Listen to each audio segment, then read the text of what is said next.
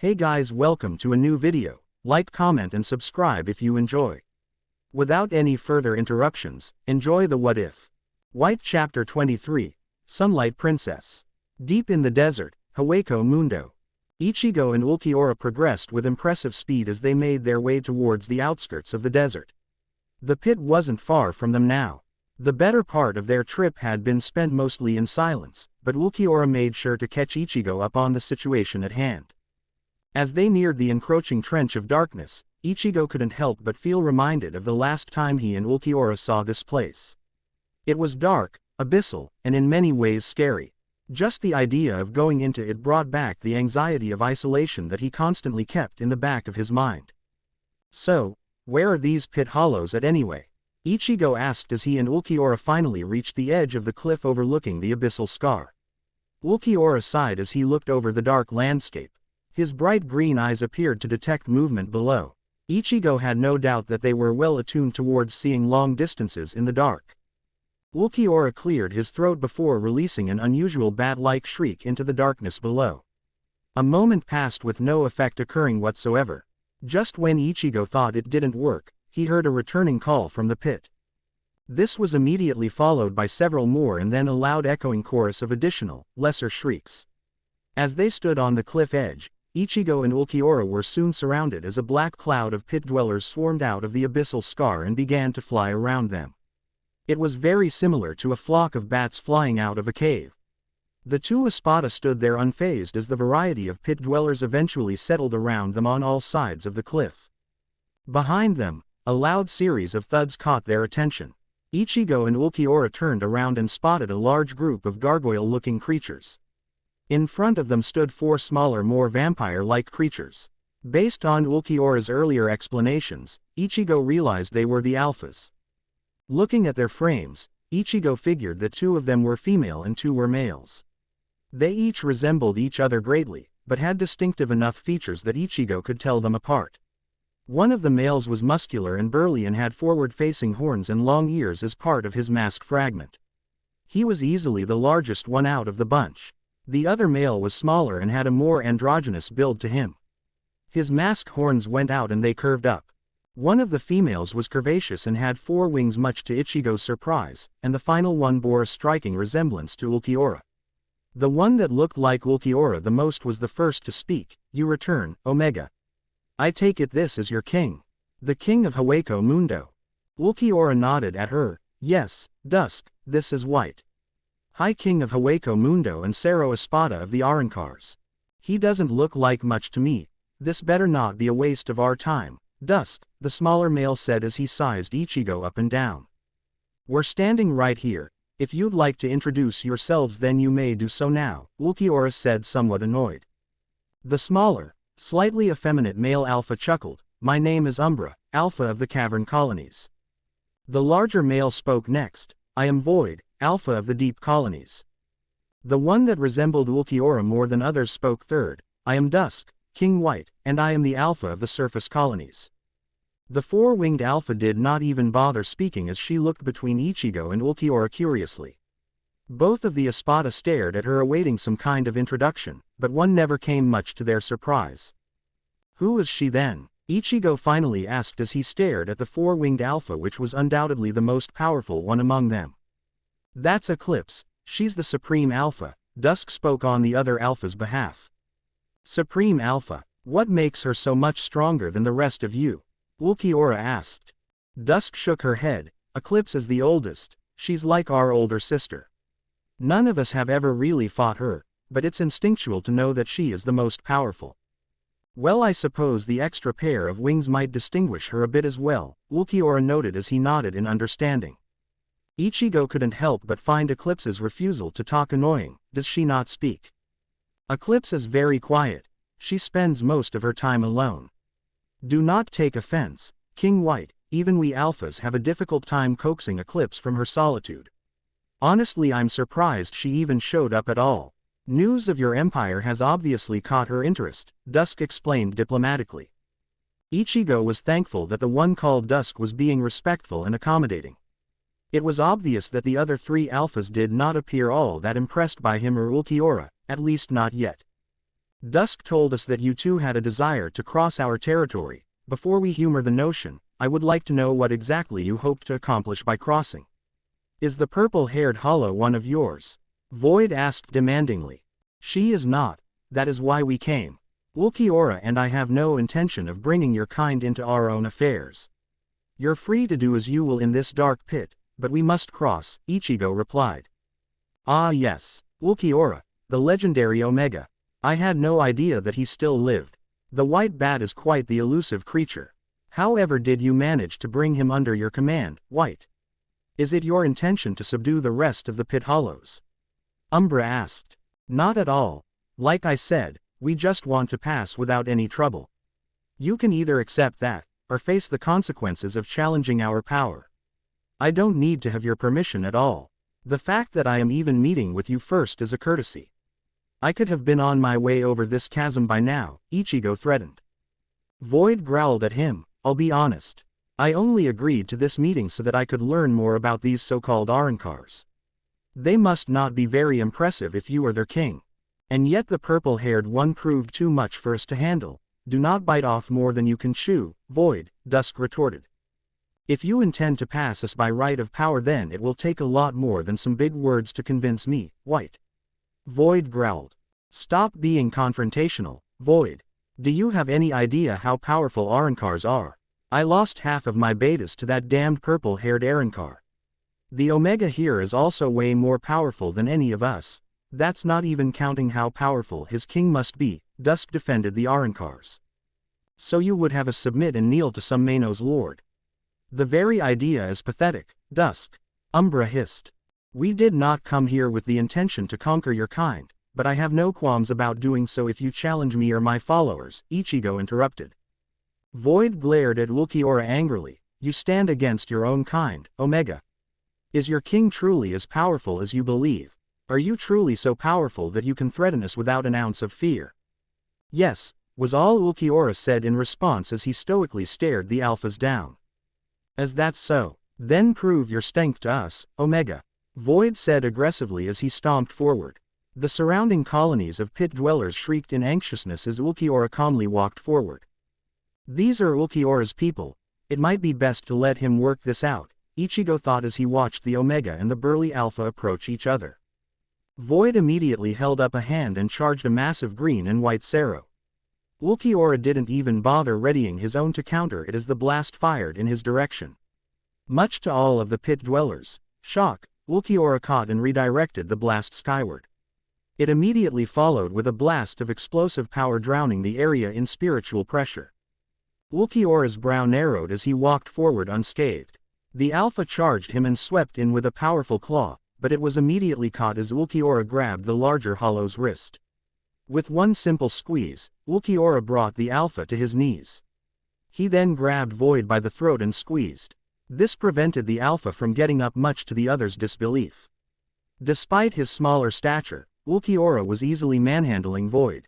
With a shriek of anger, Void broke loose and began to attack Ulquiorra with a furious rage. A swift counter knocked the Alpha back to the ground. Void stopped his assault momentarily as he stared Ulquiorra down with widened eyes. You're not even trying, are you? Ulquiorra drew his Zanpakuto upon hearing the question and shook his head. No, but I can if you wish. Enclose Mercia copyright logo. A shower of green spiritual energy rained down upon the landscape and caused a shockwave to knock everyone except Eclipse and Ichigo back. Ulquiorra stood there in his first release form and stared over the Alphas calmly. Such power, Void said, gulping back fearfully. He was proud, but not stupid. It was clear to him now that Ulquiorra was on a level beyond him. Impressive display of power. Omega, you are every bit as powerful as Dusk said you were, Eclipse spoke for the first time. The other Alphas all looked over at her wide-eyed. What should we do, Eclipse? Umbra asked their leader uncertainly. So it is true then. You have become like the old ones then, haven't you, Omega? I could hardly believe it when Dusk told me you were an Arankar. I wonder if this is a sign of fate or if it is simply a fortuitous event. Regardless of whether it is fate or chance, this encounter presents us with an opportune situation, Eclipse continued. What are you saying, Eclipse? Void asked, confused. You knew about Arankars already. Dusk asked surprised. Eclipse nodded. Of course I did. Lunaryu told me centuries ago. Ichigo stared at her confused. Lunaryu. I know that name. It was Zangetsu's Zanpakuto. Ichigo thought surprised. He kept his composure as best he could as he awaited a response. Lunaryu, the great moonlight dragon and blade of the king. Dot was infused with the spiritual powers of the moon. She blessed 4 hollows with the remnants of Zangetsu's power long after he died. Each was given a small fragment of his soul's power so that they would one day be brought together by fate. One was gifted the moon's gravity with control over time and space, one was gifted with the control over water, one with a reflection of the moon, and one with the moonlight itself. Lunaryu dissipated a long time ago, divvied among these 4 hollows. She lives on through them, Eclipse explained almost poetically. What relevance does any of that have to us? How did this, Lunaryu, tell you these things if she is no longer here? Ulquiorra asked. Eclipse chuckled at Ulquiorra's question. It is relevant, because you are one of those 4, Lord Omega. You embody the moonlight itself. You were chosen by Lunaryu. I bore witness to your birth as the white bat, a being of darkness, and yet you radiate the moon's light. You what? You knew what I was the entire time and you never tried to tell me. Why? Ulquiorra lost his cool. For the very reason that you stand here now, because causality has deemed it so. Or rather, Zangetsu has, Eclipse replied calmly. One with the gravity of time and space, one with the control over water, one with the reflection of the moon, and one with the moonlight itself. Ulquiorra said aloud as he thought about who the other 3 candidates were. Barragan, Haribel, they're both the others, aren't they? Ichigo realized as the epiphany hit him full force. Ulquiorra's jaw dropped. What does that mean exactly? We're all a part of this ancient hollow. What about the last one with a reflection of the moon? Ichigo wondered. Stark and Lilinet, Ulquiorra figured out finally. Ichigo's jaw simply dropped. This can't be real, can it? I can understand Ulquiorra, but how would the rest of them manifest from Lunaryu like that? Eclipse shrugged. I couldn't say, King White, but judging on your reactions, I take it you know the others. They are all drawn to you. Why is that? What subconsciously draws those 4 to you? Because Zangetsu is the name of my Zanpakuto. He and I are one in a way, Ichigo answered after a long silence.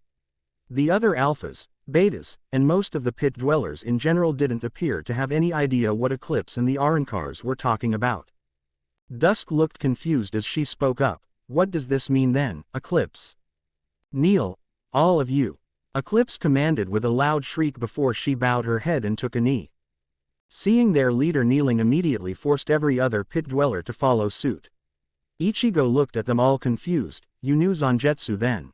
Before Lunaryu divided into the chosen 4, she showed me a vision, a white king. Zangetsu himself. If you are he, then you are the rightful lord of all hollows, Eclipse answered. Ulquiorra and Ichigo traded surprised glances. The dark-haired Espada seemed very deep in thought as he contemplated on the significance of this revelation. Even in the beginning, we were drawn together. Haribel and Stark too, even Barragan to some extent. The top 5 Espada were all brought together. Could this be fate? Does such a thing even exist? Ichigo on the other hand was completely blown away by the news. Zangetsu threw his sword in the final battle. He planned for this to happen. Did he anticipate being reborn somehow? Or did he intend for his remaining powers to be divvied among 4 worthy hollows who would one day use his power to bring about a new age? This is not a coincidence. We will grant you passage across the abyssal scar, my lords. Follow us. I am eager to see who this purple-haired Arankar is for myself, Eclipse spoke as she stood up and walked towards the cliff edge. You know so much already. I'm honestly surprised you don't have any idea who she is, Ulquiorra finally spoke again.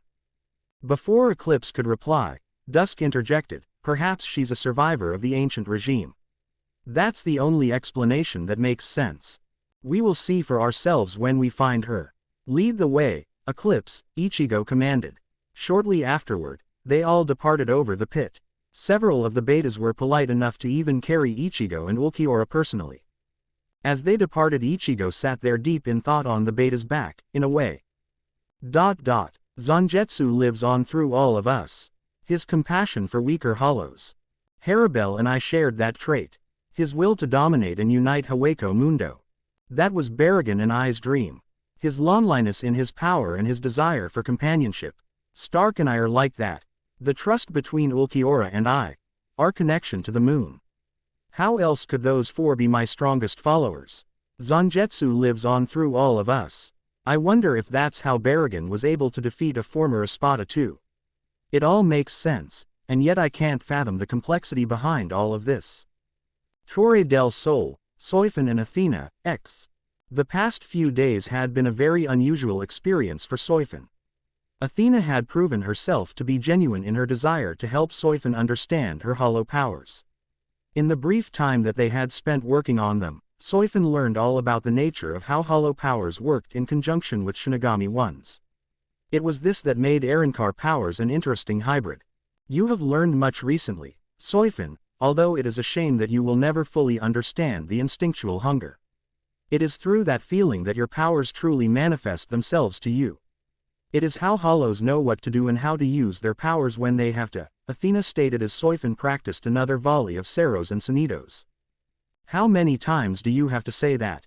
I get the point already. I don't need your hollow precognition or instincts to know what my powers are. I've always been gifted with speed, and my power is over wind, Soifan repeated with annoyance as she zipped around at incredible speeds. Are you ready for another spar then, Soifan? I am eager to see how much you have learned since the last time you blew off my advice, Athena said with crossed arms. The former captain stopped in front of the Arrancar and drew her Zanpakuto, sting all enemies to death, Suzumaki. Soifan released her hollow-feed-looking Shikai and got into a low menacing stance. Athena looked at her somewhat displeased. It's unusual that you can still manifest a Shikai despite being an Arrancar. You're not like normal Arrancars. I've wasted enough time humoring your stubbornness. We need to discover why you can't manifest a Resurrección. Soifan noticed this little feature herself whenever Athena first attempted to teach her about Resurrecciones. She still had the ability to use her Shikai, and did not appear to have a Resurrección. This little anomaly had been the primary focus of her training for the past 2 days in order to discover why. Soifan believed it was because she was closer to being a Vizard than an Arrancar. That being said, she wasn't really like the other Vizards either. Whatever that bastard, White did to me is not something she's going to figure out by training me again and again, Soifan thought to herself as she stared down Athena. Wind erupted all around Soifan's body as a yellowish-black aura enveloped her. I don't need to be like normal Arrancars, because I am not one of them. You mean you're not one of us? Athena clarified. Soifan huffed at her. That's not what I meant, it's just you wouldn't understand. What makes a Resurrección so much stronger than a Shikai anyway, huh? Her defensive attitude caused Athena's brow to rise as if she figured something out. I get it now. You're trying to draw on your Shinigami powers more than your hollow ones. You can't deny half of your soul or power. It will cripple you, Soifan. It seems only a life-threatening situation is going to draw out more of your hollow powers and break you of this foolishness. You ask why a Resurrección is so powerful. I can show you, Athena said with slight grin. Without wasting another breath, Soifan exploded towards Athena with untrackable speed. Much to her satisfaction, Soifan managed to land several blows to the lavender-haired beauty from different angles. She danced around gracefully as she jabbed her stinger blade at Athena from all angles. Her successful bout was short-lived as Athena blasted her back with a blinding wave of fire. The sheer magnitude behind it completely overwhelmed her, forcing Soifan to take cover behind several boulders as the landscape burned in purple fire. She could hardly believe the beautiful yet terrifying sight as she looked over at Athena, whose spiritual aura was ablaze with colorful, blinding flames. Ignite, Sol, Athena said powerfully as all the light surrounding them gathered towards her drawn Zanpakuto. The sky visibly darkened as she did so, causing Athena to become the main light source in the area. Soifan could only watch with utter astonishment at the now radiant, winged goddess before her. She's so beautiful, was all Soifan could think as she squinted, trying to avoid the overwhelming blinding light and radiating heat. Yin and Yang, who stood a considerable distance back, traded amazed expressions as well. They had only seen Athena's release once before, and it was truly a thing of wonder in their eyes. Before they could continue, Athena receded her Resurrección. Soifan cocked her head in confusion at the sight. Why did she revert back to normal? I sense a great shadow in the distance. Let us return to Torre del Sol. I believe your old acquaintance, White, isn't far away. He will be here today, Athena explained as she immediately took her leave. Soifan wasted no time following her, but as she briefly glanced in the distance she could feel a shiver run down her spine. It shook her to the very bone and soul. White is coming, she thought fearfully as she hurried back to Torre del Sol with Athena and the twins. Outlands, Hueco Mundo, Ichigo, X. As Ichigo and Ulquiorra reached the other side of the abyssal scar, they got off of the betas that carried them. The better part of their trip had been spent talking to the alphas. Despite their initial hostility, the two males Void and Umbra seemed especially receptive to the idea of joining forces with Ichigo and his espada now. The Hollow King had no doubt that Eclipse's opinion played a major role in their change of heart. They asked many questions about recent happenings and how Ichigo conquered the Manos Highlands. It seemed the more he told them, the more receptive they were to the idea of a united Hueco Mundo. Umbra shook his head in utter disgust. Shinigami bastards, so all of this was their doing then. Thousands of years of war and endless depravity, all because they were afraid of Hollows getting too sophisticated. It is rather deplorable, Dusk agreed, although I am amazed you were able to get so many Hollows to work together. Not to mention, becoming Arrancars fixes the feeding dilemma too. That could do a lot to help our kind as well. It's like Eclipse said, your coming heralds a new age for all of Hollow kind. This is truly a blessing from Lunaryu. Umbra nodded in agreement as he looked at Ichigo and Ulquiorra. So we are to become Arrancars then as well? Void asked Eclipse somewhat nervously. It was clear the idea still made him nervous, but the other alpha's acceptance of the idea had done wonders to calm his worries. We would be willing to undergo that assimilation, but there are certain conditions I would request, King White, Eclipse interjected. What would those conditions be? Ichigo asked. She cackled enthusiastically for a moment before responding, special accommodations in this incredible palace, Las Noches, that I keep hearing about. I'm sure we can arrange something like that, Ichigo nodded in agreement. Also, we want exclusive leadership. We pit dwellers will only serve the Lord Omega and you yourself personally, King White. I am not interested in being subservient to any of the others, even Lunaryu's chosen, Eclipse explained. That's fine. You four can be part of Ulquiorra's fraction, and this army of pit dwellers can be his personal army. Everyone respects Ulquiorra enough to not have a problem with your conditions, Ichigo stated confidently. Then it's a deal. Now then, back to the matter at hand. Welcome to the outlands of Hueco Mundo, King White. I do not know where the purple-haired Arrancar is, but I do know this much. You will find her if you follow the light, Eclipse explained. I am eager to meet this woman, Ichigo replied as he took a step forward. He felt a strange gathering of power in the distance. Something's that way. Wait, where did it go? Ichigo blinked several times in confusion. Did you just? Ichigo was about to ask if anyone else sensed it before Eclipse nodded. She's that way. Let's go, Eclipse gestured. Before they departed, Eclipse looked back at the massive colony of pit dwellers. Stay here, only betas and alphas may come. The light will hurt the rest of you. The light? What light are you talking about? Ulquiorra wondered. You'll see, was all Eclipse said as she motioned for Ichigo and Ulquiorra to take point. She's pretty pushy for someone who just swore to follow us, Ichigo couldn't help but find amusing. Ulquiorra looked back at the other alphas. My people, who would have thought I would one day lead them? His eyes briefly met with Dusk's. She was staring very intently at him much to his curiosity. This did not go unnoticed by the others, especially Eclipse. I wonder what they think of me now. Ulquiorra couldn't help but wonder as Ichigo led the way to the power source in the distance. Torre del Sol, Hueco Mundo. It did not take long for Ichigo and company to finally reach the source of spiritual power. Along the way, the transition to daylight greatly alarmed them. The sight of a massive, shimmering tower was the most bizarre thing however. Above it shined a radiant, blinding sun. Ichigo hadn't seen sunlight in a while and felt a bit blinded by it. Nevertheless, he continued onward until finally reaching the base of the tower. He stared at the tower with amazement. This tower, it looks like the ones from my vision of the ancient Las Noches. What is this place? He looked around for a moment wondering where the source of power was truly coming from. Gazing up the length of the tower, he could finally sense it, the sun itself. Glorious, isn't it? Behold Torre del Sol. Here stands the last remnant of the ancient empire untouched by time, war, or change. A powerful and charismatic female voice sounded all around them. The pit dwellers appeared disturbed as a blinding light shot out from the tower entrance, landing right in front of Ichigo and Ulquiorra. It was kind of angelic, much to Ichigo's confusion.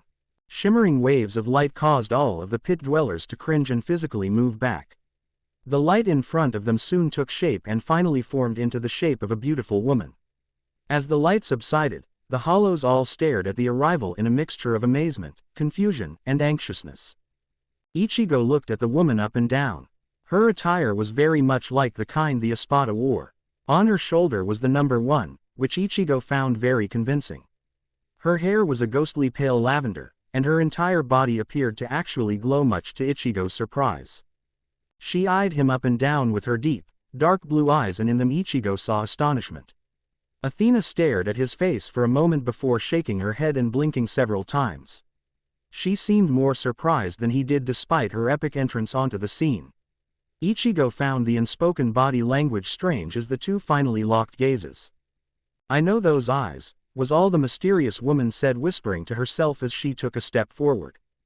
"Who are you? What is this place?" Ichigo finally managed to ask. The Arrancar took a moment to regain her bearings and finally answered, "I am Athena Placido, and as I said, this is Torre del Sol, my ancient home." I take it you are white. You know of me." "How?" Ichigo asked, shocked. "An acquaintance of yours told me that an Arrancar had taken up residence in the ruins of Las Noches and declared himself king. I understand you have an army of Arrancars, courtesy of an object called the Hogyoku." "Yes," Athena replied, finally recovered from her initial surprise. Ichigo furrowed his brow disbelievingly. "An acquaintance, huh? Anyone that knows me well enough to be on my good side would not have kept you and your hidden tower a secret from me. Who is this acquaintance? You wear the brand of the Espada, the number 1. What is the meaning of that?" "You are not our Primera," Ulquiorra asked after Ichigo refused to answer the woman. She looked at Ulquiorra curiously before looking over to the Alphas. "I get it now, you're the White Bat. So that is why these pit dwellers are in your company. Interesting turn of events if I do say so myself. Her name is Athena, and this is Torre del Sol. Those names are so familiar. I called her name in the vision of the Hell Butterfly. That can only mean one thing." Ichigo finally accepted the possibility as truth that she was an ancient Espada. "I was the Primera a long time ago, under the rule of the rightful king Zangetsu," Athena exclaimed calmly. Before Ichigo could respond to this confirmation of news, several arrivals came out next to Athena. 2 of them appeared very similar in appearance minus their red and blue color variations, and the third one looked familiar to him. Ichigo's eyes met with Soifin's. Her eyes were different from the last time he saw them. Instead of malice, ignorance, and disgust in them, he saw pure fear. Not a trembling kind of fear, but instead he saw a fear of the reprimand and punishment. It was a guilty look in her eyes, almost as if her being alive was an affront to him. As Soifin stared back into Ichigo's eyes, the only thing she could see was genuine disbelief. "Captain Soifin, what are you doing here?" Ichigo asked as the sight of her there was more amazing to him than Athena. Soifin tried to mouth off an insulting retort, but she couldn't force herself to speak. Just the sheer sight of Ichigo again was enough to put her into a nearly panicked state. It felt like she was going through some type of post-traumatic stress. "Come on, Soifin, say something. I've got a million things to say to this fucker, why can't I speak?" She mentally fumed. "We found her in the desert, on this side of the abyssal scar. She told us about you, and how you turned her into a hollow," Athena explained as Ichigo continued staring at Soifin. Not only did he find it surprising that the former captain was alive in this place, but the look on her face was one of terror. It was clear to him that Soifin was afraid of what he was going to do with her. Something about the way she looked at him made Ichigo feel bad. "I meant to teach her a lesson, but it's weird seeing her like this. She won't even speak. This is almost worse than the look she gave me before I did this to her. Was it wrong of me to do? I thought she would just go back to the Seraiti and get executed. but to see her alive here and as an Arankar no less. While I am not fond of the Shinigami myself, I have to say that what you did to her was especially cruel. It takes a spiteful and wicked type of person to subject someone to this kind of suffering before killing them. So I have to ask, why didn't you just kill her? Athena questioned. I thought the Shinigami would kill her in an ironically justified way, was all Ichigo could say as he continued staring at Soifin. She finally found her voice as she spoke to him for the first time. They did try to kill me. I escaped the same way you and Aizen did. The big hollow used negation to pull me out. I ended up here. Hooler. He's in the cavern beneath Las Noches. How could he have pulled you out over here? Ichigo said confused. Athena sighed. There's more than one of those types of guardian hollows, you know. You're awfully ignorant for someone who claims to be king of all hollows. So you're now one of us. How does it feel, Soifin? Not quite so different than being a Shinigami, is it? Ichigo said as he ignored Athena's remark. Soifin fearfully stepped back. She wanted to look away from him, but Ichigo's gaze was magnetic, it felt. Athena was somewhat surprised by Soifin's loss of backbone. She's terrified of this man. For one as prideful as her to fall back in such a way, it speaks volumes about him. He seems like a tyrannical warlord to me, as savage as a Vasto lord. Athena though to herself. She is coming to terms with the punishment you put her through. Soifin is under my protection and guidance now. I have been trying to help her, Athena cut in, catching Ichigo's attention again. He glared at the purple-haired Arankar. Why would you bother helping her? She was too far gone to accept her condition. She's probably one of them still. I did that to her so that the Soul Society would think twice about spying on us. I also thought it would be ironic for her to die as a hollow by the Shinigami as proof at how stupid her false beliefs are. Are you saying she's different now? If so, that's good. You have no regrets about doing this to me. Soifin gritted her teeth at him. It wasn't just anger he could sense in her, but also sadness and self-pity. Why was she expecting any different from White, the evil Hollow King? Should I? Do you have regrets about the things you've said or done? Somehow I doubt it. You've probably found some pathetic way to victimize yourself in this situation, haven't you? Still can't come to terms with what I was trying to show you. Let me ask you, can you see now, Soifin? Or are you still blind? Ichigo asked. Soifin swallowed the lump in her throat as she fought her inner self for the ability to speak. Finally she simply looked away. Stop staring at me, just stop please. I'm. Athena placed a hand on Soifin's shoulder and spoke up. You don't have to say anything else, Soifin. I will do the talking. She looked at Ichigo and shook her head. The fact that you feel no remorse for this is sickening to me. She was your enemy, yes, but putting someone through psychological torture is wrong no matter who is doing it. I find you a bit hypocritical and mean, if I must say. Did you actually enjoy hurting her like this? What's done is done. There is no need to be unnecessarily spiteful. Ichigo shrugged. Oh, spare me the idealistic crap. Yes, it was cruel. But what I did to her was necessary. I was content to let her die an ironic death by the hands of her own allies. But since she still lives, I find it even more fitting of a punishment now. Tell me, Captain Soifin, exactly what are your beliefs worth now? If you truly hated hollows, you would have killed yourself already. What are you waiting for? Could it be that you don't want to die? Isn't that funny? None of my friends want to die either, neither do I. If you truly believed all of that stupid nonsense you spat at me, then you would have let them kill you. But you didn't. Why is that? It's not like that. Soifin tried to get a word in. Oh, but it is. So let me ask you now. Do you want to die, Soifin? Or do you want to live? Your answer is going to determine your fate, Ichigo replied. She looked down. I don't know. I can't. That's right. You don't know anything. You were just a blind zealot then and you're broken blind zealot now. It's about time one of you Shinigami bastards got a real taste of humility. So I'm going to ask you one more time. Do you want to live or die? Answer me, Ichigo demanded angrily. Soifin trembled fearfully as several tears welled up in her eyes. Am I crying? I can't cry. Not in front of him. Especially in front of him. I'm so pathetic. I deserve to die. All you have to do is say yes or no. I don't like loose ends. you're either with the Shinigami, or you're with me. Since your Shinigami friends just tried to execute you, I guess that leaves you with only two options. Join me, or die, Ichigo said authoritatively. Athena stared at Ichigo, shocked by how maliciously cruel he was being towards Soifin. Is this how you became the king of Hueco Mundo? By bullying others into submission? Stop being cruel. Soifin is with me now. She doesn't deserve this. Nobody does, whether they're Shinigami or Hollow. Athena interrupted. Ichigo glared at the lavender beauty, annoyed. You don't get the right to judge me, Athena Placido, you don't even know me. Also, can it with your high and mighty attitude. These Shinigami bastards use my own family as shields. They're all so smug, thinking they're untouchable in their stupid Seraiti. They've been trying to kill me since I was a Jillian. I sent her back as a warning to them. The Hollows aren't losing this time. What did he just say? This time, does he know about the Great Purge?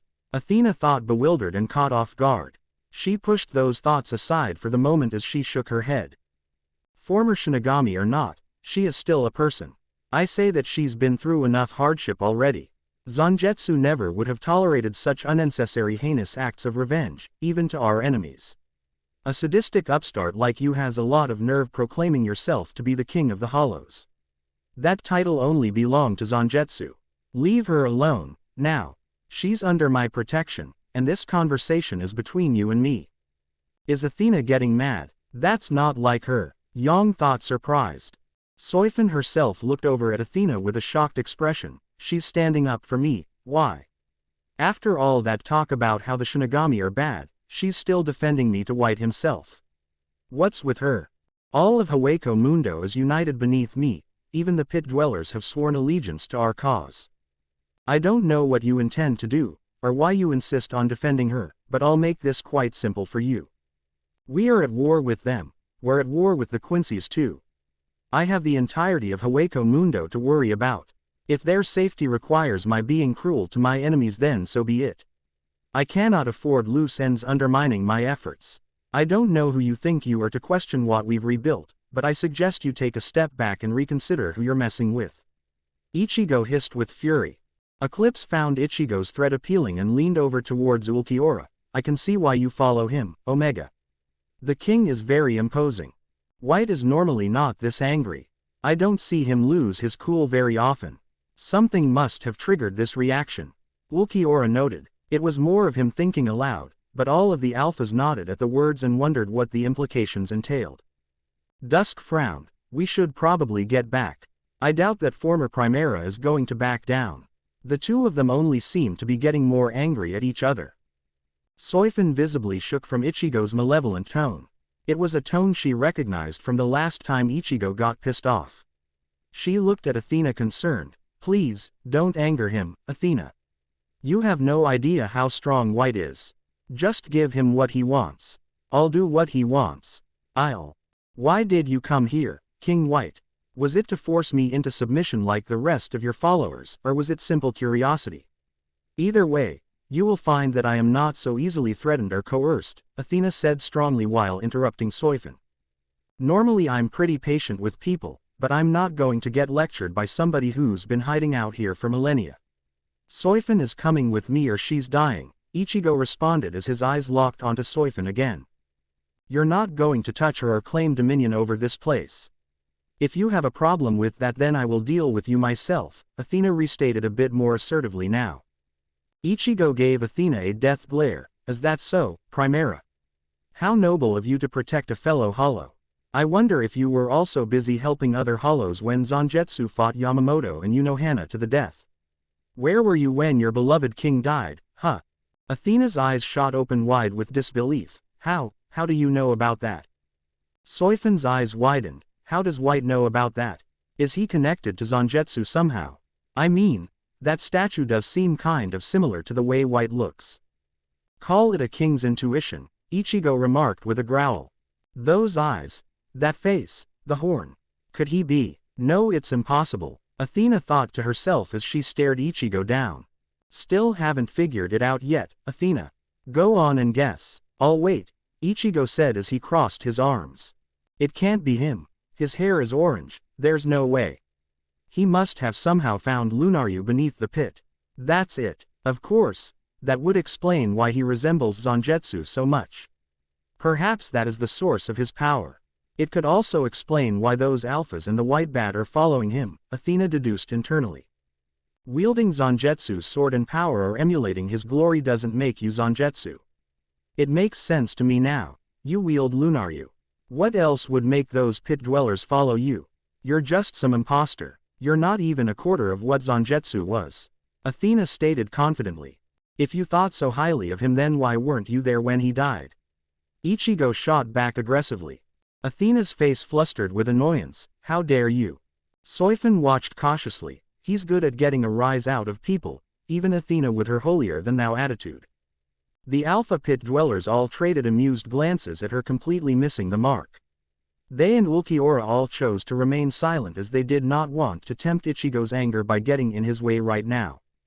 She knows about Lunaryu. That explains why she's been snooping around our territory for so long. She must have been looking for it. Dusk realized. Yin and Yang were both completely silent as they tried to make sense of what was being discussed. Both had a similar impression of Ichigo though, and that was the fact that he was the most intimidating hollow they had ever seen. Yang gulped fearfully when she saw the look in Ichigo's eyes. Those golden eyes are scary. He kind of looks like that statue of Zangetsu though. The horn's the same. I wonder if Athena is right. Did he find Zangetsu's sword? Yin glanced over at the fearful Soifun. Not even Athena can make her arrogant ass that submissive. This white is a freaking badass. I sure hope things work out here. It looks like he and Athena might fight. Ha ha ha. Ichigo simply couldn't stop himself from laughing at Athena's assurance in the false information. What's so funny? She demanded, with her face becoming even more flustered. This was the first time Yin and Yang had ever seen someone get under her skin before. Former Primera of the original Espada. What the hell have you been doing the past 1,000 years? Where were you when the Shinigami wiped out the entire Arrancar population? Hiding over in this sunny tower. You have 3 seconds to explain to me why you've been hiding this entire time, and it better be a damn good reason. Ichigo shouted angrily. Athena simply stared at him. He speaks as if it personally affected him. He's not quite what I imagined. 1. Ichigo hissed. He knows a lot about things a newer Arrancar couldn't possibly know. I wonder if some record of the past survived at Las Noches. That might explain his background knowledge on what happened. Perhaps one of the survivors recorded the events before they died in the purge. Athena tried to reason through the situation. 2. Ichigo continued even louder this time. Regardless of what type of connection he has to the past, this man is unworthy to be king of the Hollows, and for the sake of our kind I have to kill him. If this lunatic leads the Arrancars into another war, we will only suffer a repeat of the Great Purge, Athena finally concluded. 3. He finished. Upon finishing his count, Ichigo drew his Zanpakuto. Before he could make a move, Athena drew hers as well. She glared at him with disgust. For the sake of all our kind, I'm afraid I have to kill you, White. You disgrace a proud legacy, and beneath your rule, Hueco Mundo is doomed. I was willing to hear you out, but based on your sadistic cruelty to a beaten enemy. I have seen all I need to about your character. You deserve nothing short of death. Athena, don't. He's too powerful. Don't fight him, Soifun warned. Since when has she been convinced of that? Ichigo wondered as he briefly looked at the former Shinigami. She immediately looked away, trying to avoid his golden black eyes. You're not more powerful than I am. I promise you that, White, Athena stated seriously. She speaks so confidently about that. I wonder how powerful she really is, Ulquiorra thought with a curious expression. Ichigo found Athena's brazen claim infuriating as he narrowed his gaze in a furious scowl. I'll do whatever it takes to protect my followers and secure Hueco Mundo. If that includes killing you and razing this tower, then so be it. No more words were exchanged as the two flew in for a clash of blades. It was clear to everyone else present that this was going to be a cataclysmic battle. Ulquiorra and the pit dwellers all fell back a considerable distance, and Athena's entourage made their way back to the front of the tower. Athena's skill with a blade was clearly not something Ichigo was expecting as she effectively parried his powerful onslaughts. She moved with a speed and grace that almost seemed to match his own. For a moment he felt as if he were battling Aizen again. A simple skirmish of blades was enough to show him that this Athena wasn't all talk. There was more to her than he initially assumed. Her sword radiated heat and light even in its base state, much to his curiosity. He was already beginning to theorize on what other types of powers were at her disposal as they continued fencing. It was clear he was going to have to take her seriously if he was going to have any hope of taking her down. This former Espada was holding back a lot from what he could tell. She's waiting for me to go harder and is responding accordingly. This is a match of attrition for her. She will only counter appropriately to what I do. If that's the case, then we're going to be at this for hours, Ichigo realized as they progressively put more strength, speed, and force into their battle. Ichigo paused briefly and shook his head. Enough dancing around. If you're so powerful, then show me what you can really do. I was about to say the same thing to you, although I suppose you want me to go first, right? And here I thought you had the stamina to keep this up, or am I boring you, King White? Show me yours and I'll show you mine. Athena sassed back in a condescending way. Ichigo poked his hand on his horn and held up his hand, charging a Gran Rey Sero. In his other he formed a black and red Sero Ascuras. Combining them into one with his joint hands, Ichigo unleashed a massive Gran Rey Sero Ascuras at Athena. The diameter of the beam was so wide that it appeared impossible to avoid in any direction. Athena's eyes widened in surprise at the sheer magnitude of the Sero, and she immediately held up her own hand to counter it, Sero Fuego. A fiery beam launched from her hands a moment later, meeting Ichigo's in a head-on collision. Her Sero proved far weaker than his, as it only gave her enough time to fly up and avoid the majority of his attack. Now high up in the sky, Athena looked down and saw Ichigo approaching.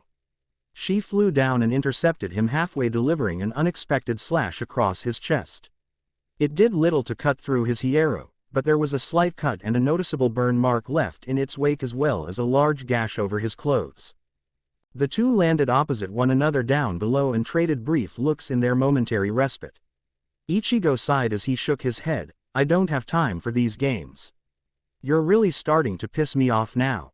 Then show me that resurrection of yours, your highness. I eagerly await seeing your full power. Athena said mockingly. You must have a death wish, Ichigo said, cracking his fist. He held his blade up parallel to the ground and looked deep into Athena's eyes. Protect.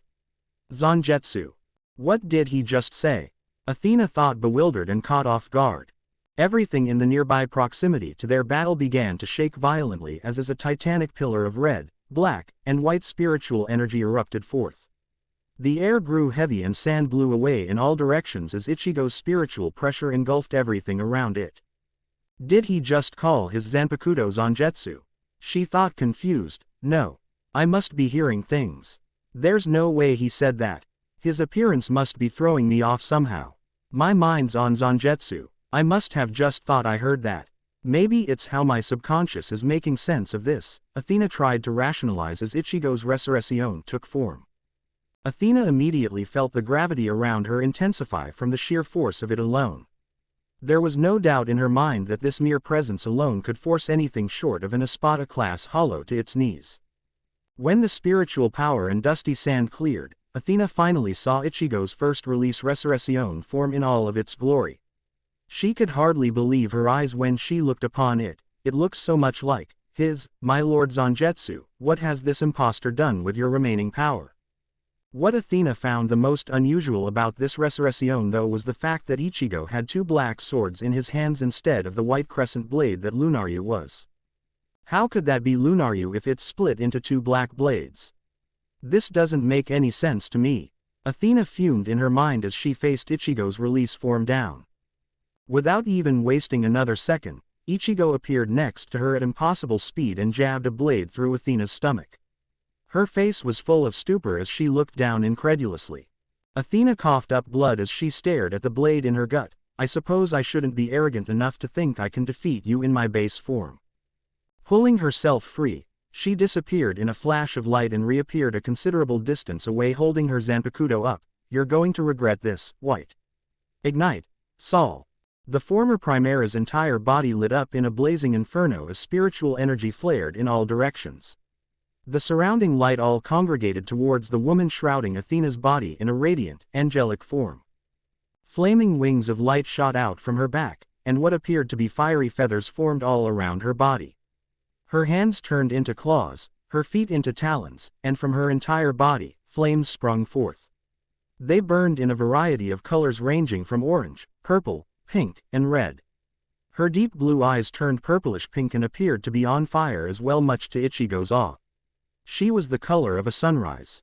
From her lower back, many tendril-like tail feather appendages came forth as well. All of them burned a flaming pink. Ichigo would be lying if he said he didn't find her resurrection beautiful. The light that Athena was radiating appeared to greatly agitate the distant pit dwellers and even Ulquiorra himself.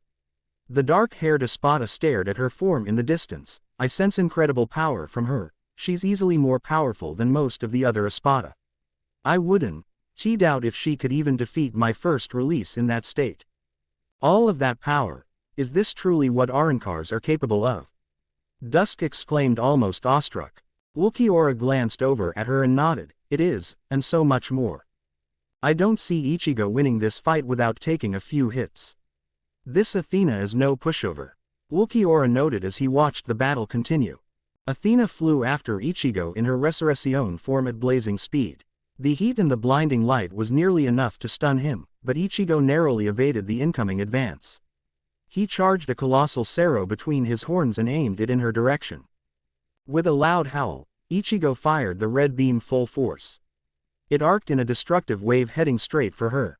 Everyone watched with disbelief as Athena simply remained still, taking the full brunt of the attack.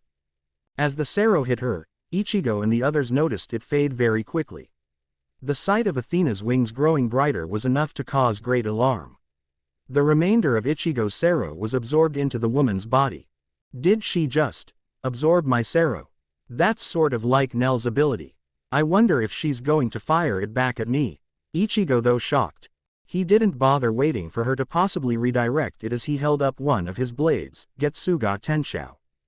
A powerful black and red crescent wave launched from his blade in Athena's direction. She simply held up her hand and caught it as it reached her. Ichigo could only watch in sheer astonishment as the wave shrunk and absorbed into Athena's hand. Is that it? Was all she said with a stoic face. I was expecting you to be more powerful. That aura around her gets bigger every time he fires an energy attack at her.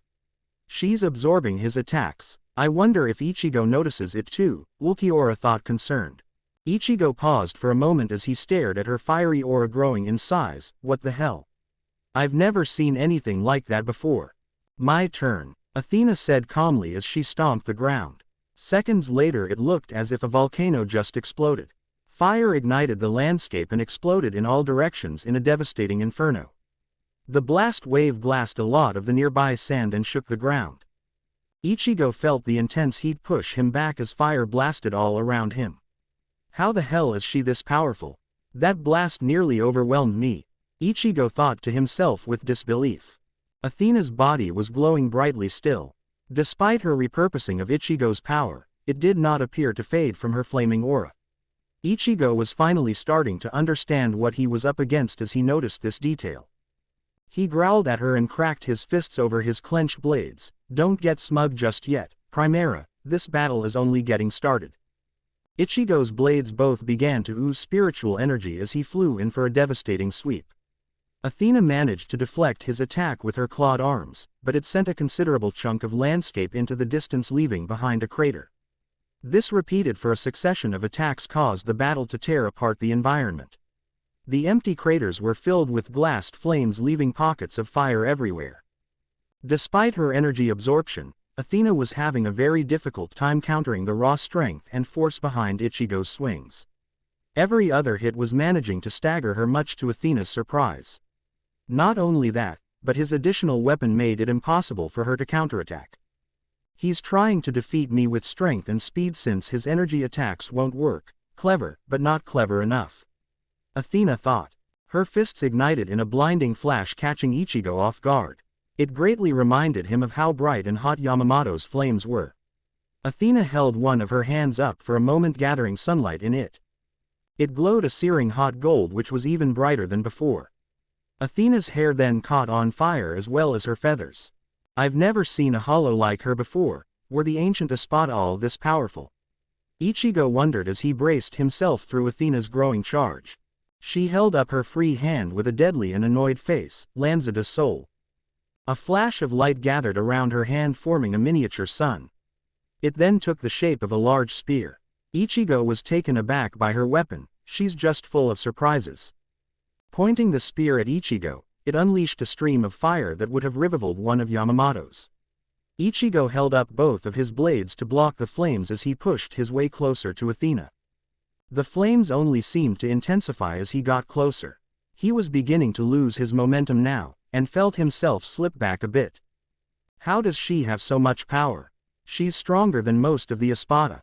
What the hell? Ichigo thought with disbelief. He took a deep breath as he held his blades in an X-shaped guard. He allowed the sunfire to push him further back as he gathered spiritual energy, Getsuryu Jujisho. From his blades, two titanic dragon-shaped energy beams shot in perpendicular paths, completely overwhelming Athena's fire attack. The kinetic force behind them was so intense that it completely reversed their positions. Athena tried to absorb the energy as it fired back at her, but it was so large that she couldn't stop the attack from still doing its damage. After the blast subsided, Athena saw Ichigo standing there with strong red, black and white aura of spiritual energy. Yin's jaw was hung wide open at the sight of Ichigo's radiating power. He's so powerful. Athena couldn't even absorb all of his attack. Soifin gulped as she saw the two powerful Arankars stare each other down in another pause. She's holding her own pretty well, but that attack looks like it actually damaged her a bit. Her flame cloak seems to have dwindled. Athena looked at Ichigo with a shocked expression. You're surprising. I'll give you that, White. The same could be said for you, Athena, Ichigo replied stoically. She cracked a fist ungracefully as her flaming aura reignited. It doesn't matter how powerful you are though. I can outlast you. She's an interesting opponent. Her powers respond appropriately to whomever she fights. Athena gets more powerful the more powerful her opponent is because she leeches energy from them. That's a very useful power, but against an overwhelming attack it can be overloaded. So long as Ichigo is careful with how he attacks her, he'll gain an advantage in that regard, Ulquiorra noted as he watched the exchange. How does he intend to counter that? If she can absorb his power, then using more powerful attacks against her is not the best idea. Eclipse thought. Athena began to levitate off the ground as her wings extended out, loosed a soul. As she absorbed sunlight in her spear, Ichigo watched Athena extend out her other hand, escudo de luz. A beautiful shield of pure light formed over her free hand. It took the shape of a massive round shield that Ichigo could only describe as some type of sun shield. It was at this point Ichigo knew she was starting to really try. As she gathered more power, Athena formed a large blade of flames over her sunspear. It gave her tremendous reach as she swung it in several flurries. Ichigo countered with a similar equivalent by forming large getsugas over his blades. As the two clashed in large-scale gladiatorial combat, the surrounding area was beginning to fall apart. Soifin looked up at the tower amazed that it hadn't been caught in the crossfire yet. Yang looked around gauging everyone else's reactions to the situation. At least I'm not the only one who looks scared. This battle is beyond anything I've ever seen.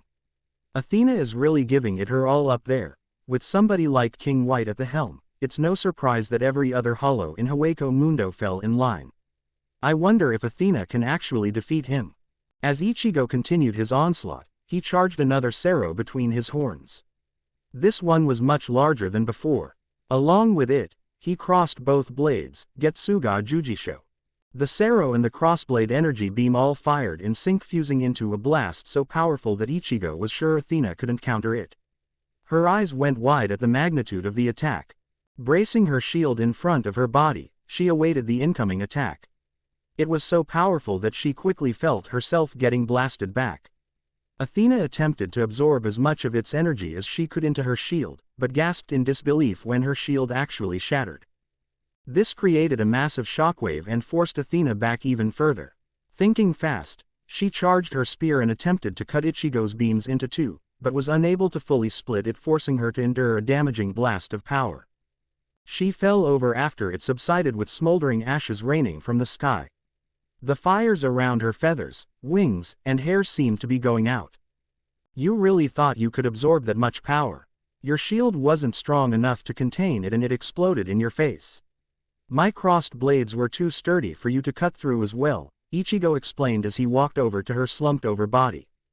Athena struggled to her feet for a moment and looked at him with disbelief. In thousands of years I've never seen a hollow this strong.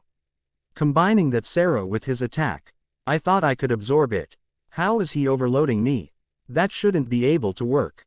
His Reiatsu must be way denser than mine. In this state he's stronger than I am. The woman simply smiled as she stood up. Ichigo found this unsettling as he tried to make sense of her reaction. What the hell is she doing? Why is she smiling? Ichigo has her on the ropes. Ulquiorra thought concerned. I never thought it would come to this. You truly are stronger than I gave you credit for, White. However, I can't let someone like you disgrace Zangetsu's legacy by leading the Hollows into another war.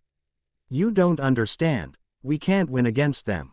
Even were you to strike down the captains, there's still the Royal Guards and the Soul King, Athena stated seriously as her smile turned into a sour frown. Athena, please just give up. You don't have to die for me. Soifun shouted, catching both of the Arrancar's attention. Ichigo was very shocked by Soifun's words. Why is she loyal to Athena? She seems like she cares about whether Athena lives or dies. That's odd. Coming from her. Yin, Yang, and even Athena herself was surprised by Soifun's concern. The lavender-haired beauty sighed as she looked back at Ichigo. I cannot do that. For a brief moment, Ichigo felt really bad about what he was doing. They have genuine concern for one another. It almost makes me feel like I'm the bad guy here. Athena closed her eyes and sighed again. It's a shame a hollow as powerful as you cannot see reason. I wonder if even Zangetsu could have tamed your hatred, White. It's time I put an end to this bout. Forgive me. The Hollow King gave her an incredulous look. You speak as if you're about to win here. Did I miss something? You see that sun? I've been storing power from it for 1,000 years. I saved it for a last resort for whatever reason I deemed necessary. I never imagined I would have to kill another hollow with it. It seems fate has a cruel sense of humor, Athena said as she began to levitate off the ground. Ichigo immediately realized what was about to happen, but before he could connect a swing with his blade, Athena seemed to almost warp into the sky. All of the daylight disappeared as it gathered above Torre del Sol. Ulquiorra had to look away from the blinding light, but his mind was racing. It couldn't be. Don't tell me she has a Segunda Etapa. His deduction proved to be correct as it appeared as if Athena actually absorbed all of the sun's light. She was now the only light source in the sky. Ichigo deadpanned as she flew down and landed in front of him. A Segunda Etapa, Ichigo gasped in astonishment. Athena cocked her head at him. You seem surprised. I told you that you were not more powerful than I am. I've gathered power and trained my Zanpakuto for thousands of years, and I have achieved a level beyond a resurrección. Segunda Etapa, was all Ichigo said in response as he looked over her new form. As if she wasn't impressive before, Athena now had 6 wings and her entire body was coated in light and fire once again. Golden armor covered her body, and over her face was a bird-shaped helmet with a flaming plume. She stared him down with intensity in her eyes. Any last words before I kill you, White? Rain. Zangetsu, Ichigo said loud enough for everyone to hear. Athena was taken aback at what she saw happening before her eyes. Ichigo transformed into his Segunda Etapa. The transformation nearly caused Soifun to faint. He's got another form too. We haven't even seen this yet. Can White truly be stronger than he already is? Are you freaking kidding me? Athena seemed even more shocked by Ichigo's Segunda Etapa. You have a second release too. After his transformation, Ichigo formed a black blade of energy in his hand, holding it skyward. It eclipsed Athena's light as the beam grew to the length of Torre del Sol. Ichigo calmly held it for a moment before speaking, Mugetsu. As the black beam of energy came down, Athena attempted to counter it. To her utter despair, it broke through her defenses immediately and overwhelmed her. Absolute darkness blanketed the landscape afterward for a long moment. Only Ulquiorra and the Alphas could truly see in the darkness. Athena's Segunda Etapa was completely destroyed as she herself fell to the ground defeated. If Ichigo had actually put any more force into his swing, she would have probably been in 2 pieces right now. It was a complete miracle that the attack didn't cut her in half or obliterate her body. but she appeared to be done for from what everyone could see. Ichigo calmly walked forward and shook his head. What a waste. Athena's eyes were full of despair as she realized her situation now. White had defeated her even in the secret form she worked so hard to create, with one attack. She could only lie there and watch as Ichigo walked over to her. His Segunda Etapa dissipated shortly afterward, flaking away until he was finally back to his base state. The lavender-haired beauty looked up at him uncertainly. Even with all my power, how did you? Because I am Zangetsu reborn. In case you're deaf, it's the name of my Zanpakuto. Get it now, Ichigo sighed. Are you really, Zangetsu? But, no, I can't believe it. Prove it to me, White. Prove it to me, Athena shouted despite her injured state. Why, I'm about to kill you anyways, was all Ichigo said in response as he walked closer. Before he could reach her, however, Ichigo was shocked to see Soifin block his path. She stood there with her arms outstretched. Ichigo rose his brow at the former Shinigami, confused. What do you think you're doing, Captain Soifin? If you wanna kill her, you have to go through me first. Soifin found the courage to say. He looked at the dark-haired woman for a long moment. You're willing to die for her, for a hollow? Yes, she's a good person. Nobody else would ever stand up to a monster like you on my behalf. I don't want her to die for someone as worthless as myself, Soifin replied as bravely and sincerely as possible. Athena looked at the woman in front of her with disbelief. Soifin. For some reason Ichigo felt truly moved by Soifin's words. There was a genuinity in them that he could not believe existed. Ichigo sighed as he sheathed his Zanpakuto. Athena and Soifin both seemed confused by the action. Moments later, Yin and Yang appeared on Athena's sides. Athena, are you okay? Yang asked, full of concern. She immediately went to work trying to attend to Athena's injuries. Yin didn't say anything, but her eyes locked onto Ichigo curiously. Why did he put his weapon away? It seems I was wrong about you, Soifin. You're not a blind zealot anymore. You can finally see the truth, Ichigo said after a deep breath. The dark-haired woman found her voice again as she took a step closer to Ichigo. I was wrong, okay. There are good people among the hollows, but the same can be said for the Shinigami as well. You're wrong too, Ichigo. I've seen countless innocent people die to hollows. Do you really think you're any more justified than we are by wiping us out? Ichigo seemed surprised by Soifin using his actual name. He looked down for a moment. She has a point, they're not all bad. Flashes of various Shinigami went through his mind as he thought about it. Rukia, Karen, his father, and even the innocent people in the Rukongai districts. He did not want to kill any of them. You're right, was all Ichigo managed to say as he finally looked Soifin in the eyes once again. She was taken aback by his response. What? I'm sorry, for what I did to you. Both of you, Ichigo said with a sorrowful expression as his eyes focused on Athena now. He turned around and began to take his leave. You're all free to do as you please. I won't bother you out here anymore. Wait. Athena cried out as she stumbled past Soifin. Wait. My name is Ichigo, was all the man said as he locked gazes with Athena again. He felt himself quickly becoming lost in her ocean blue eyes. Just then a wave of memories came flooding into Ichigo's mind. Ichigo's mindscape, Zangetsu's flashback. Zangetsu was walking down a hallway when he heard arguing. He stealthily made his way to the corner and briefly peeked around it to see what was going on. Where do you think you're going, Athena? A sassy Miho demanded with her hands on her hips. To see Zangetsu, she replied calmly. Miho bit her lip and glared at the woman. I thought I told you to stay away from his private chambers. Zangetsu doesn't need you bothering him during his alone time. I'm sorry, I didn't realize it was a crime for me to go to his room. What's it to you anyways, Miho? Athena asked. The black kitsune growled at her. You arrogant bitch, you think just because you're the Primera that you're somehow the queen of Hueco Mundo. Well, you're not. Zangetsu has no queen, and he doesn't need one either. Oh, I get it now, you're jealous, huh? Athena said with slight grin. Of you? Yeah, right. Huh? Don't make me laugh. Everything was great until you and your stupid brother came along. I'm getting really annoyed with that high and mighty attitude, bitch. You've got a lot of nerve calling me jealous, Miho spat. Athena shook her head. I was just going to talk to him about the Hellgate, but if you want to act like a jealous little girl because you're so intimidated by me, then be my guest. But like it or not, I'm going to see him. Over my dead body, Miho said as she blocked Athena's path and pushed her back. She got in the woman's face and gave her a smug look. What's the matter? You going to retaliate at all? Why? So you can get injured and make me look like the bad guy. You're a petty and manipulative brat, Miho. Sometimes I wonder why Zangetsu had such a wicked little bitch like you as his lieutenant, Athena shot back venomously.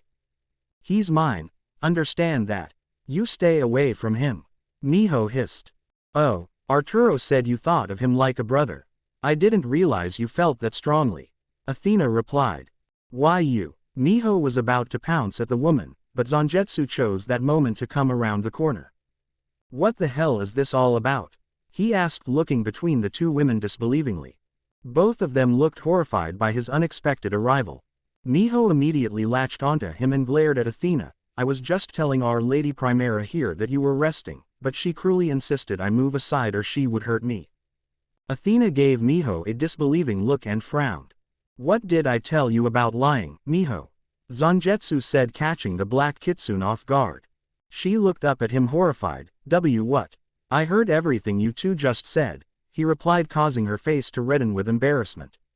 Miho immediately let go of his arm and ran away to hide in her shame. After she left Athena's side, they still all hate me, maybe I should just go back to Torre del Sol. Don't listen to them, they're just afraid of you and that's the only way they can express it.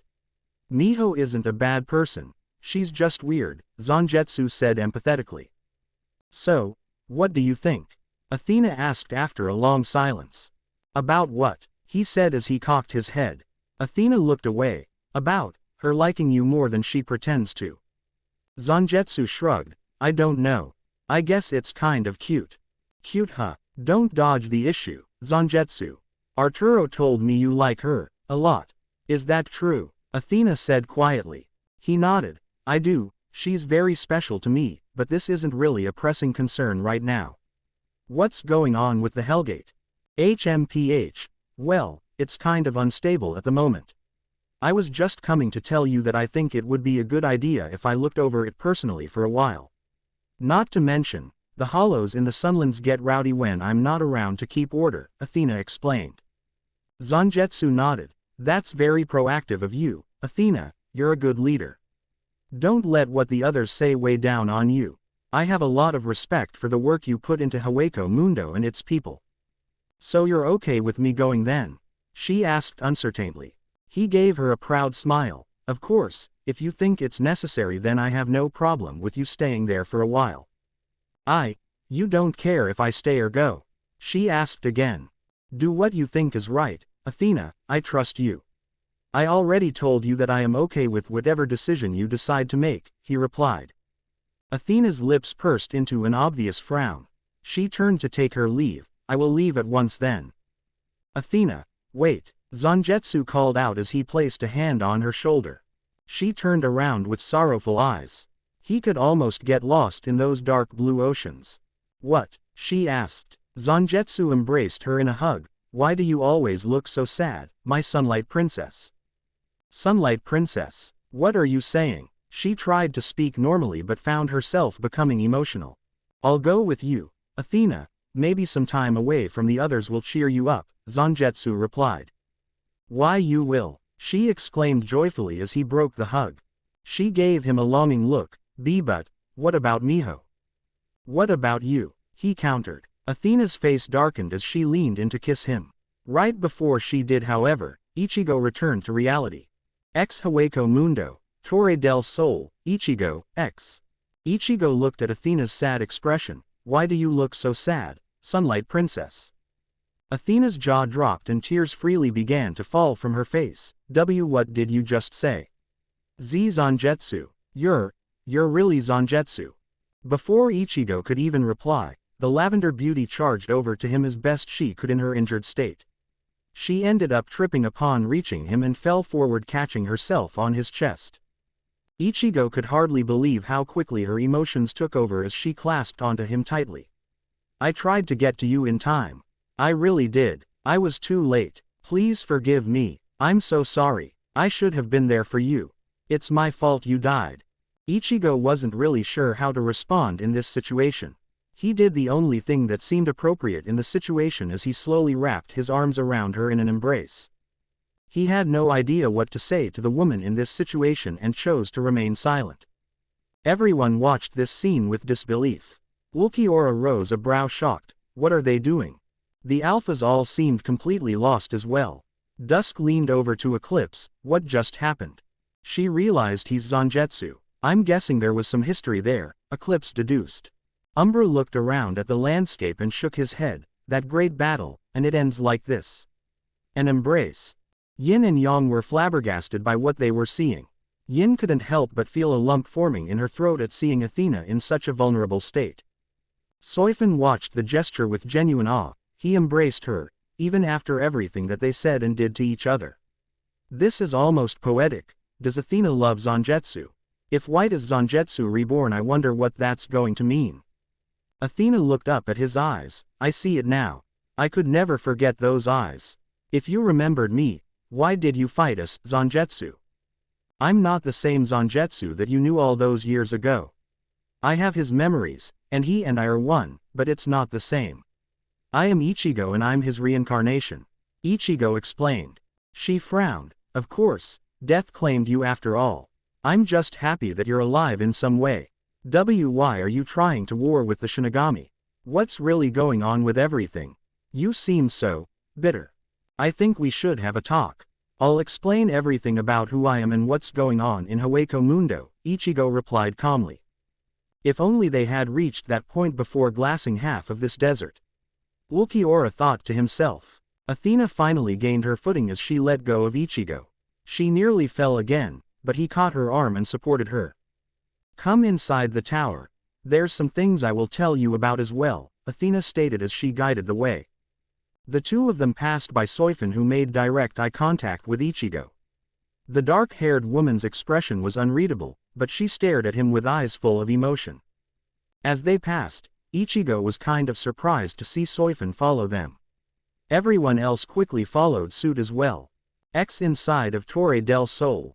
Everyone was gathered around in the main antechamber where the statues of the former Espada stood.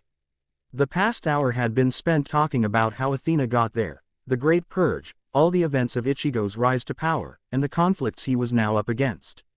Athena appeared particularly interested in Lunaryu's dispersal of power and Ichigo's family in particular. Athena seemed truly ashamed of herself after hearing his story. To think I judged you so harshly before.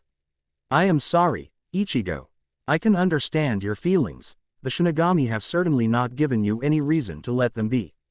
Still, I'm glad that you are able to see reason here and let Soifin live.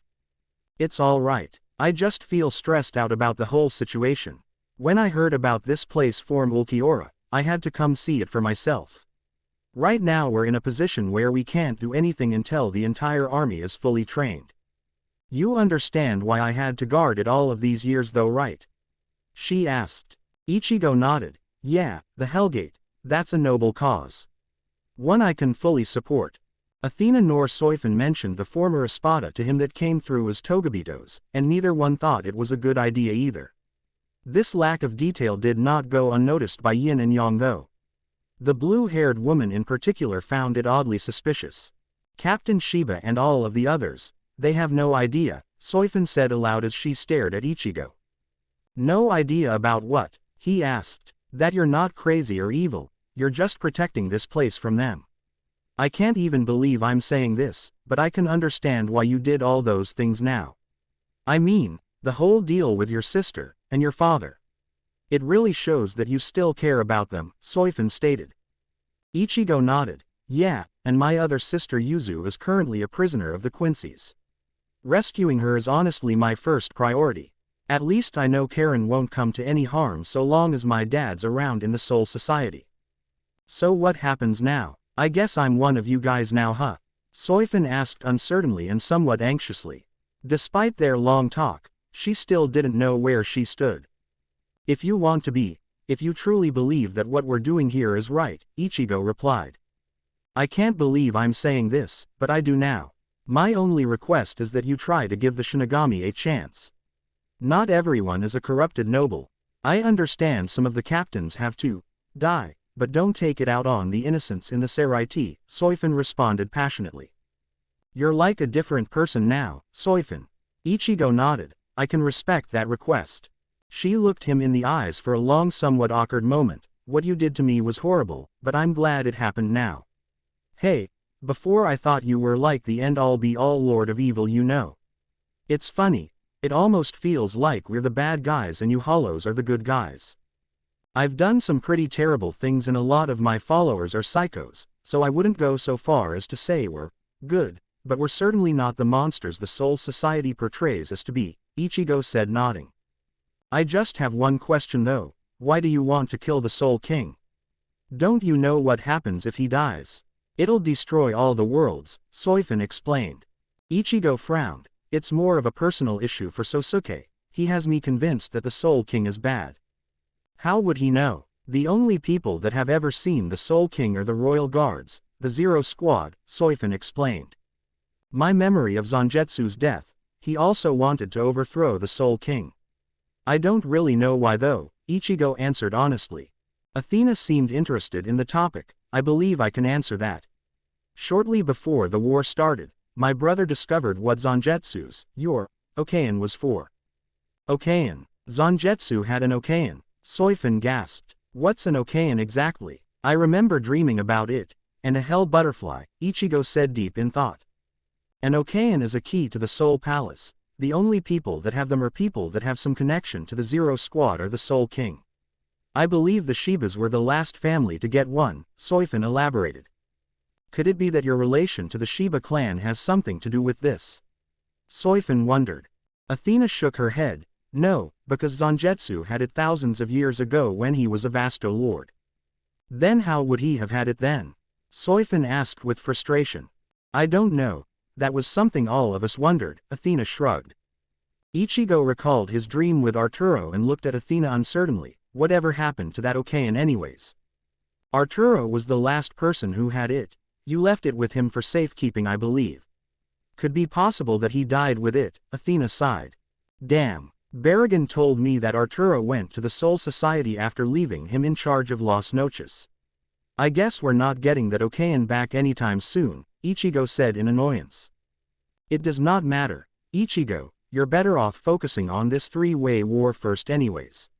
I mean, unless you intended to go to the Royal Palace before dealing with all of these other issues Hueco Mundo is up against, the lavender-haired beauty dissuaded. Maybe Aizen knows more about this. At any rate, I have to return to Las Noches, Ichigo said as he began to take his leave. Ulquiorra and the Alphas all looked somewhat bored, but they immediately perked up as Ichigo made his way for the exit. We'll come with you, Ichigo. You're probably going to need our help if the Quincy's plan to invade, Athena replied. What about the Hellgate? Yin couldn't help but ask. Athena shook her head. It's of lesser concern than a Quincy invasion. My wards will hold it fine for now. All right then, let's go, Ichigo said as he turned to leave. Soifin stared out the exit as everyone followed behind him. This hardly feels real, but I'm one of them now. Ichigo doesn't seem like a half-bad guy. I guess that explains why all those dumb hens were clucking around him like he was the only man in the world. Soul Society, Mukan, X. Deep beneath the Squad 1 barracks on the lowest level of the Soul Society's prison, a man was bound in the darkness and chained to a pole. There was almost no light in this dark, abyssal prison, but the sound of footsteps approaching caught the prisoner's attention. He was clearly a bit insane after being imprisoned for so long as he laughed at the sound. Oh Zangetsu, is that you? Come to rescue me at last. Ha, I always knew you would. Nothing could kill you. You're the king. You're the king. Ha ha ha. Shut up, Arankar. Zangetsu is dead. I killed him a long time ago, or have you forgotten? A sinister feminine voice stated. The minty-haired prisoner noticed the silhouette of a Shinigami captain come into view as a faint light illuminated her. He looked at her full of disgust. Oh, it's you. Haven't seen your wicked face in a while. What can I do for you, oh esteemed captain? I don't get many visitors these days. How long has it been since the old guy came to see me? He's still alive. It's been centuries, Arturo Placido, not that it matters for you. I've come to ask you again for something important. Hannah began. The Okayan, huh? You want it? I knew you guys were going to ask for it again eventually. Why now though? Arturo immediately figured out what she was talking about. That is none of your concern. Now tell me where it is. She hissed. Or what? You'll torture me, kill me, imprison me. I don't have to tell you anything, he laughed. A small smile curved up from the edge of her lips. Where is the Okayan? I won't ask you again. Why do you care anyways? Not like we're going to use it against you now, Arturo laughed. She growled venomously as she drew her blade. I'm going to make you wish you were dead. Oh, I know what it is. Zangetsu's back, isn't he? You're afraid he's going to come and rescue me and get his Okayan back, aren't you? You're afraid. You're afraid. Ha ha ha. Arturo ranted hysterically. Hannah stopped momentarily as she glared at him full of disgust. Zangetsu is dead. Is that what you tell yourself to sleep at night? Has the rain returned, Kenpachi? He laughed at her. The woman walked off in a furious rage. This is pointless. He's gone insane down here. I doubt I could torture any information out of him. The rain is coming, Captain. It's coming. Ha ha ha. Arturo cackled maniacally as Hannah took her leave. As she left Mukin and made her way up the lift, her mind was deeply troubled. White's mask and horn, they looked a lot like his. Could it truly be the same hollow? No. That's impossible. She heard Zangetsu's haunting last words in her mind as she reached the top and exited the prison. One day you will fear the rain. He can't be alive. I wonder what Yamamoto thinks of this situation. He hasn't mentioned anything about it. Could I just be seeing things? Are my memories haunting me? I killed him. He's dead. He's dead. Right. Chapter 24. Moonlight. Haribel, outside of Las Noches, X. Haribel had been hard at work over the past few days preparing herself for the upcoming Quincy invasion. The inevitable battles to come weighed heavily upon her mind. She couldn't help but feel concerned for the safety and well-being of the other hollows and especially her own fracciones. The blonde Espada sighed heavily as several scenarios played throughout her mind. She often wondered how well the others would all fare against the Quincy's and Shinigami. The idea of losing anyone in battle was disheartening, but even she knew that it was unpreventable in war. I have to do everything I can to ensure nobody dies under my watch. Ichigo kept telling us that our second release is achieving true understanding of our inner selves. What does that mean for me? Who am I really? The woman had spent a lot of this time in self-reflection and came to a better understanding of her inner feelings. However, even despite the progress, she could not reach the true insight that was required. Shaking her head in frustration, Haribel released a massive torrent of water into the air. The Espada sat down in the sand and sighed heavily as the water rained back on her and all around the landscape. As she watched the water fall like rain over the environment, she felt herself drifting off into deep thought. Haribel's inner world. Before she knew what was happening, she found herself on what appeared to be a massive beach of some kind. Upon looking further out, she could see the water from the bay falling off the horizon. A closer examination revealed it to be a massive waterfall falling off the edge of the world. She stared at it briefly and felt a slight amount of anxiety as it appeared to get closer. Seconds later a voice sounded from out of nowhere. Are you afraid of the water? What? Where am I? Haribel asked aloud as she looked around shocked. Over the waterfall that seemed to fall off the edge of the world, she saw a glimmering silver light. She quickly realized it was a moon. The blonde woman could not help but stare at it for a moment as she felt an unusual sensation filling her. Haribel was drawn from her staring as the voice spoke again. Are you afraid to come to me? Is that the moon talking to me? The Espada wondered, confused. Her suspicion was proven true as a flashing light came from the moon and appeared in front of her in a strange form on the beach. After the light subsided and took shape, Haribel examined a very peculiar-looking individual. It was hard to accurately describe her appearance, but the newly arrived woman had an appearance that was very similar to Haribel's own. She had feral blonde hair that actually appeared longer than her own. Her arms and legs were covered in what could only be described as white, ribbed sharkskin. It was covering about 3/4 of each individual limb, offering armored protection for them. Both shoulders had a similar bladed bone pauldron appearance much like Haribel's Resurrección did, but these ones appeared to have a sleeker, sharper appearance. Off of each forearm, 2 fins seemed to come out. They had a bladed edge to them which made them look useful for swimming and cutting alike. A similar pair of bladed fins came from her armored legs out and up on the lateral side of each calf. The upper thighs, while exposed, had striated markings on them that went all the way up some type of armored loincloth skirt. A brief look at it quickly drew attention to what could only be described as a giant, bladed tailfin coming from her lower backside. The end of the tailfin was shaped like a bladed crescent moon. The woman's revealing torso was somewhat exposed, but protective armor could be seen covering her chest, neck, and upper back. It almost looked like a midriff breastplate. Upon finally looking at the woman's face, Harabel realized something. This woman looked just like her. Her eyes had black sclera very similar to Ichigo's with a golden-green iris color. You are surprisingly self-conscious and fearful for a woman who projects so much confidence and power, the woman stated. Tia narrowed her gaze. Who are you? What is this place? Is it that difficult to figure out? See out there. The moon is beyond the edge of your inner world. You're afraid of falling off, so you never attempt to reach it. What are you afraid of? The water. The unknown in the darkness. Yourself. The woman questioned. Harabel immediately started to understand what was going on. Wait, you're me then, aren't you? This is my inner world. Why is there that endless waterfall then? It represents the limitations you put upon yourself. You will never achieve Segunda Etapa so long as the moon is out of your reach, her inner self said as she began to levitate off the ground. So I just need to go to the moon then. If it's that simple then this shouldn't be a probable.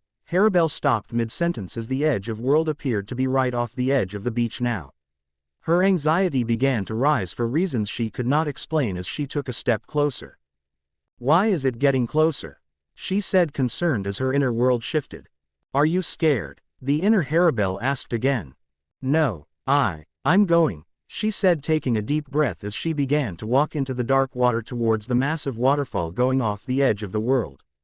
As she got closer, the water current got stronger, and it quickly swept her away in the tide pushing her towards the edge. Harabel immediately began to panic as she stabilized herself in the water and attempted to make her way back to the beach. Much to her horror, the beach was barely in view now. She stared into the distance confused. How did I get this far away? What's going on? Her inner self never responded as Harabel squinted her eyes and tried to judge the distance of how far away the beach was. Much to her confusion, the entire beach looked as if it had a mountain range behind it. She was now right at the edge of her inner world, and looked back and forth between the distant beach and the darkness below. Hesitating for a moment, Harabel looked at her inner self wondering what to do. The inner Harabel shook her head. You cannot go back. The tides of fate and the currents of change are already here. You have a choice to make, fall or rise. The blonde could not explain this strange sense of anxiety she was getting as she remained there motionless and afraid. She truly had no idea what to do as she looked back up at the mountain range behind the beach in the distance. It was only then that something frightening caught her attention.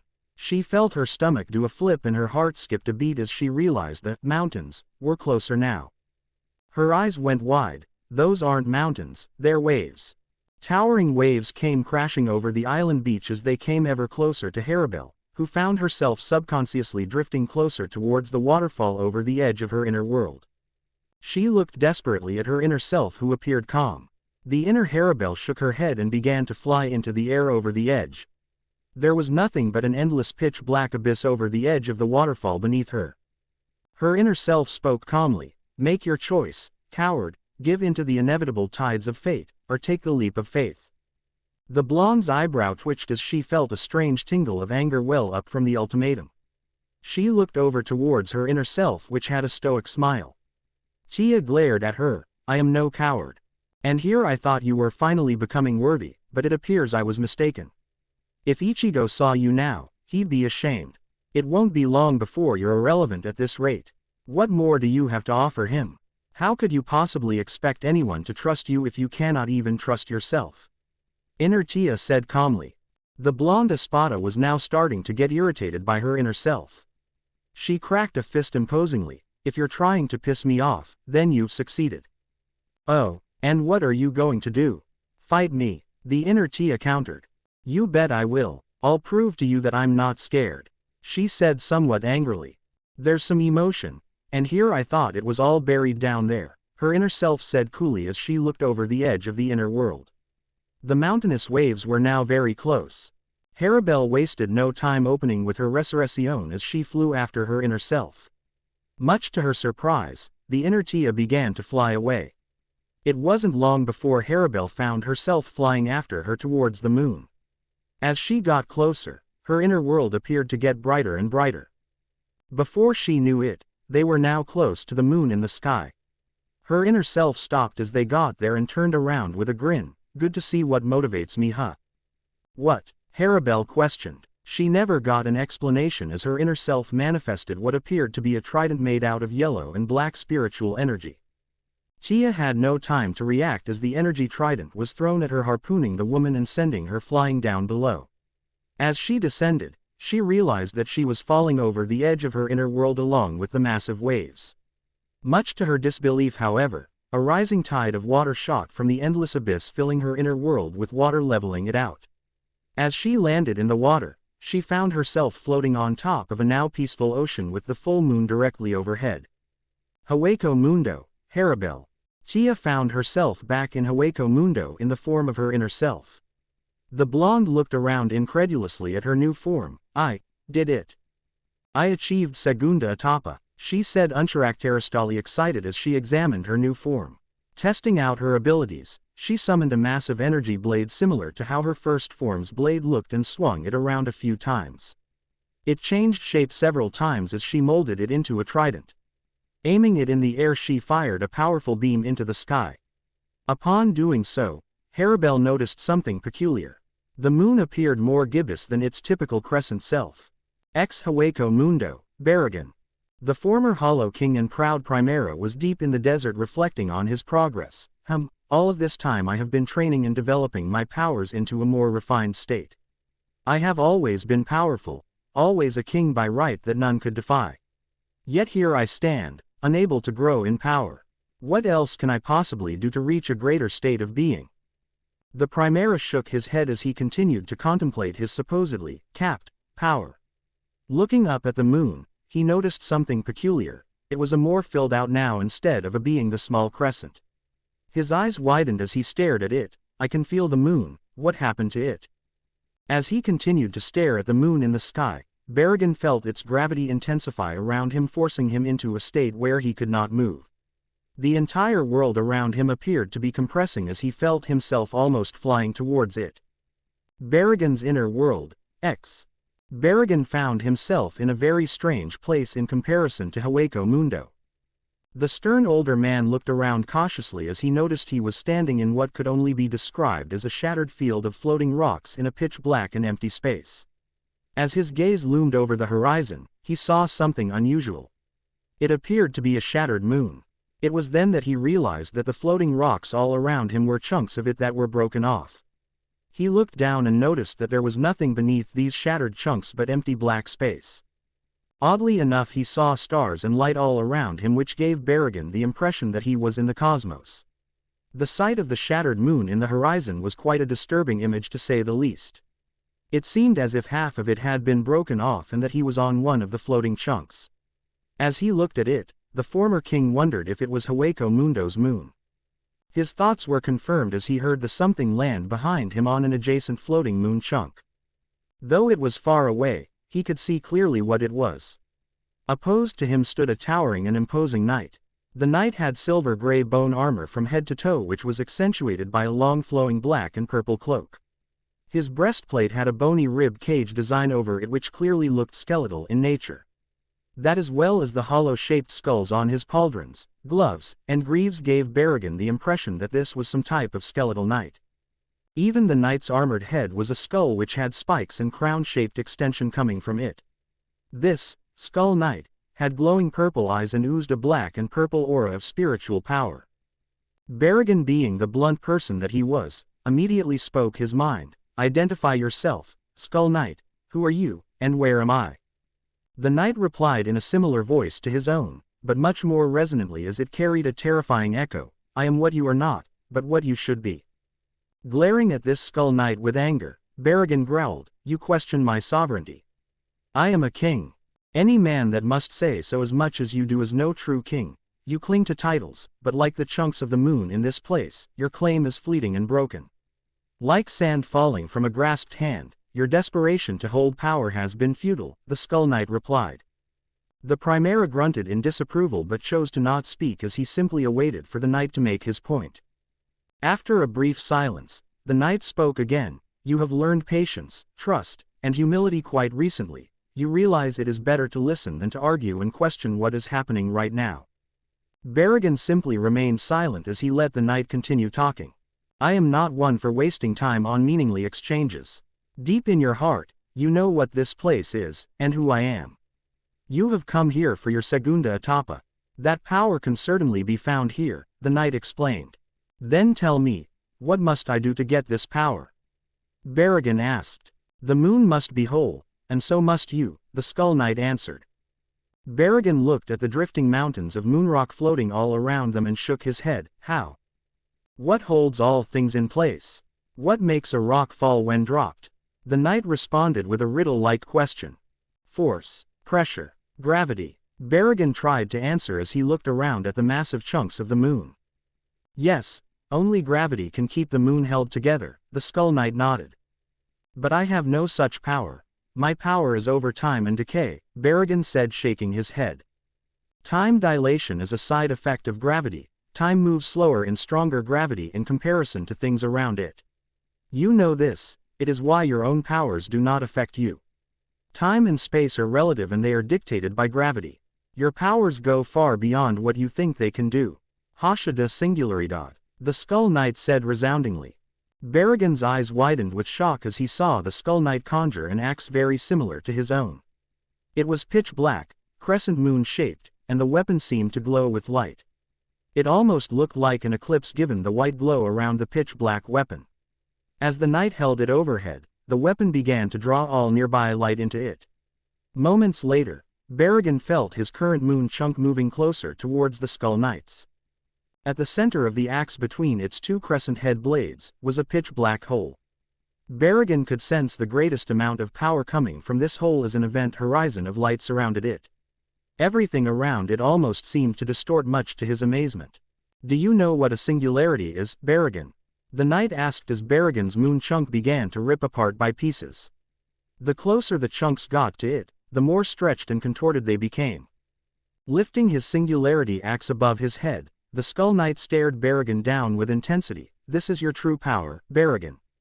Quasar Sero. Barragan could only watch with complete disbelief as the knight swung his arm forward, causing an almighty force to push everything away. The force pulling everything towards the Skull Knight's axe immediately reversed with a powerful beam of light and energy. True to its name, the Quasar Sero shot from the black hole in the Skull Knight's axe towards the moon, completely destroying it and causing trillions of rocks and clouds of dust to litter the cosmos of this inner world. For reasons he could not explain, Barragan felt genuine hopelessness at seeing the moon completely destroyed. As it exploded, he could only watch with despair as the Skull Knight's rocky platform came closer to his own. He gawked at the knight with genuine disbelief. "Why would you do that? How am I supposed to make the moon whole if you destroyed it? You cannot build upon a broken foundation. Everything you know is built upon fragments and broken understanding. In order to truly make the moon whole, you must start from the beginning," his inner self explained. "Then tell me what I must do. I haven't the time for these riddles and games. Give me my Segunda Etapa," Barragan demanded. "Come and get it then," the knight replied with a calm arrogance as he looked down at him stoically from his higher floating rock. Barragan immediately went into his resurrection form and drew his own axe. "Very well." Flying towards the knight with intent to battle, Barragan swung hard and fast as he attempted to cut the armored Skull Knight down. His attack was easily blocked by the knight's own axe. As the two axes collided, a strange force sent all the nearby rocks flying in every direction. Time seemed to slow down around them as Barragan and his inner self clashed. He felt an overwhelming pressure as the gravity began to draw in all of the surrounding rocks and dust. It was then that Barragan realized something. His axe controls the gravity all around us. If I took it from him, I could possibly use that power. As this thought crossed his mind, The Skull Knight stopped mid-swing. Are you beginning to understand, Barragan? Desperate to seize the weapon from his opponent's grasp, Barragan made several aggressive attempts to take it. All of them were met with failure as the Skull Knight took Barragan's own axe and threw it into the distance. Now weaponless, the former Hollow King backed away cautiously as the knight advanced. Expecting the knight to swing at him, Barragan poised himself for a defensive opportunity. Much to his shock, however, the knight held up his hand and gave Barragan his axe. The Skull Knight spoke one last time as he handed the weapon over. Do it, if you think you can. Right as the Skull Knight finished his statement, Barragan saw him disappear completely. Where are you? Barragan demanded as he looked around confused. His question was never answered as he looked down at the extremely heavy weapon in his hand. As he stared at it, he felt a wave of understanding come over him. This revelation of power and knowledge filled his body. Out of nowhere, he manifested a spectral shadow of power. It quickly took shape and soon he saw a spectral horse appear in front of him. It appeared mostly purple and black but was ethereal and made out of his spiritual energy. Its legs seemed to have smoking shadows coming off of them. Its body had a skeletal look to it, and it had purple glowing eyes just like the Skull Knight's. As he mounted the steed, Barragan was surprised to see it take off the ground and fly through the empty space. As the steed flew away, he motioned for it to turn back around and face the direction where the moon had just been destroyed. Holding up the Skull Knight's singularity axe, Barragan pointed it forward and focused on a center point of where the moon's core used to be. He watched with fascination as a small black and purple orb left his axe and flew into the distance where he was focusing. All of the nearby rocks, dust, and other debris immediately began to reverse directions as they focused and condensed back towards the small orb. Channeling every bit of spiritual power that he could, Barragan watched with amazement as the pieces of the moon condensed and collapsed and eventually formed into a colossal sphere. It only continued to grow in size, and before he knew it, there was a new moon forming in front of him. He could barely believe his eyes as he looked down at the axe in his hands. Completely unbeknownst to him until just now, he finally noticed his appearance had changed. He was now armored exactly like the Skull Knight was. He looked over his new appearance with genuine amazement. It all makes sense. Barragan, Hueco Mundo. As he left his inner world, Barragan found himself in his Segunda Etapa form. Sitting upon his spectral steed, he looked into the sky as he noticed the moon brighten. The moon was half full now. Barragan was drawn from his thoughts when he heard a nearby voice. Barragan. What is this power? He turned around and saw Neutra and several other Arrancars standing there with widened eyes. Among them included several members of his fraction. Barragan chuckled as he looked back into the sky. The power of moon, the power of Hueco Mundo. Gather the others and await our High King's return. Assemble the other Espada as well. I can tell them how to achieve Segunda Etapa. X Stark and Lilinet, Hueco Mundo. Perched out in the middle of the desert sat none other than Coyote Stark and his trusted fraction Lilinet. The duo sat in silence as Stark lazily lounged about lost in thought. Lilinet let out an annoyed grunt at his inaction. Stark. Come on. We've been sitting here for like an hour. When are you going to get back to training? Just then the Espada's eyes went wide as he looked at the moonlight in the sky getting brighter. Sitting up fully, he examined its now half-full appearance. Look at the moon, what's going on? Lilinet glanced up and stared wide-eyed at it as well. It's getting fuller. What's causing that? I don't know, but I can sense great spiritual energy coming from it. I have to say, it feels almost familiar. Almost like Haribel's or Barragan's, or even Ulquiora's, Stark said as he reflected on this bit of information. His thoughts were weighing heavily on this detail as he stared at the moon. It just doesn't make sense. Forget that, you need to get up and do something. We're never going to achieve Segunda Etapa with you lounging around all day. Lilinet chided him. The man shook his head. This isn't something that has anything to do with training, it's like Ichigo said. To achieve Segunda Etapa, we must understand our inner selves. How is that supposed to work with us? Lilinet wondered. Stark focused his gaze on her for a moment and thought about that question. The two stared into each other's eyes for a long moment before eventually Stark felt himself drift into a blank state of mind. Lilinet experienced a very similar situation and before Stark knew it he was somewhere else entirely. Stark's inner world. Stark looked around confused as he felt awareness return to his senses.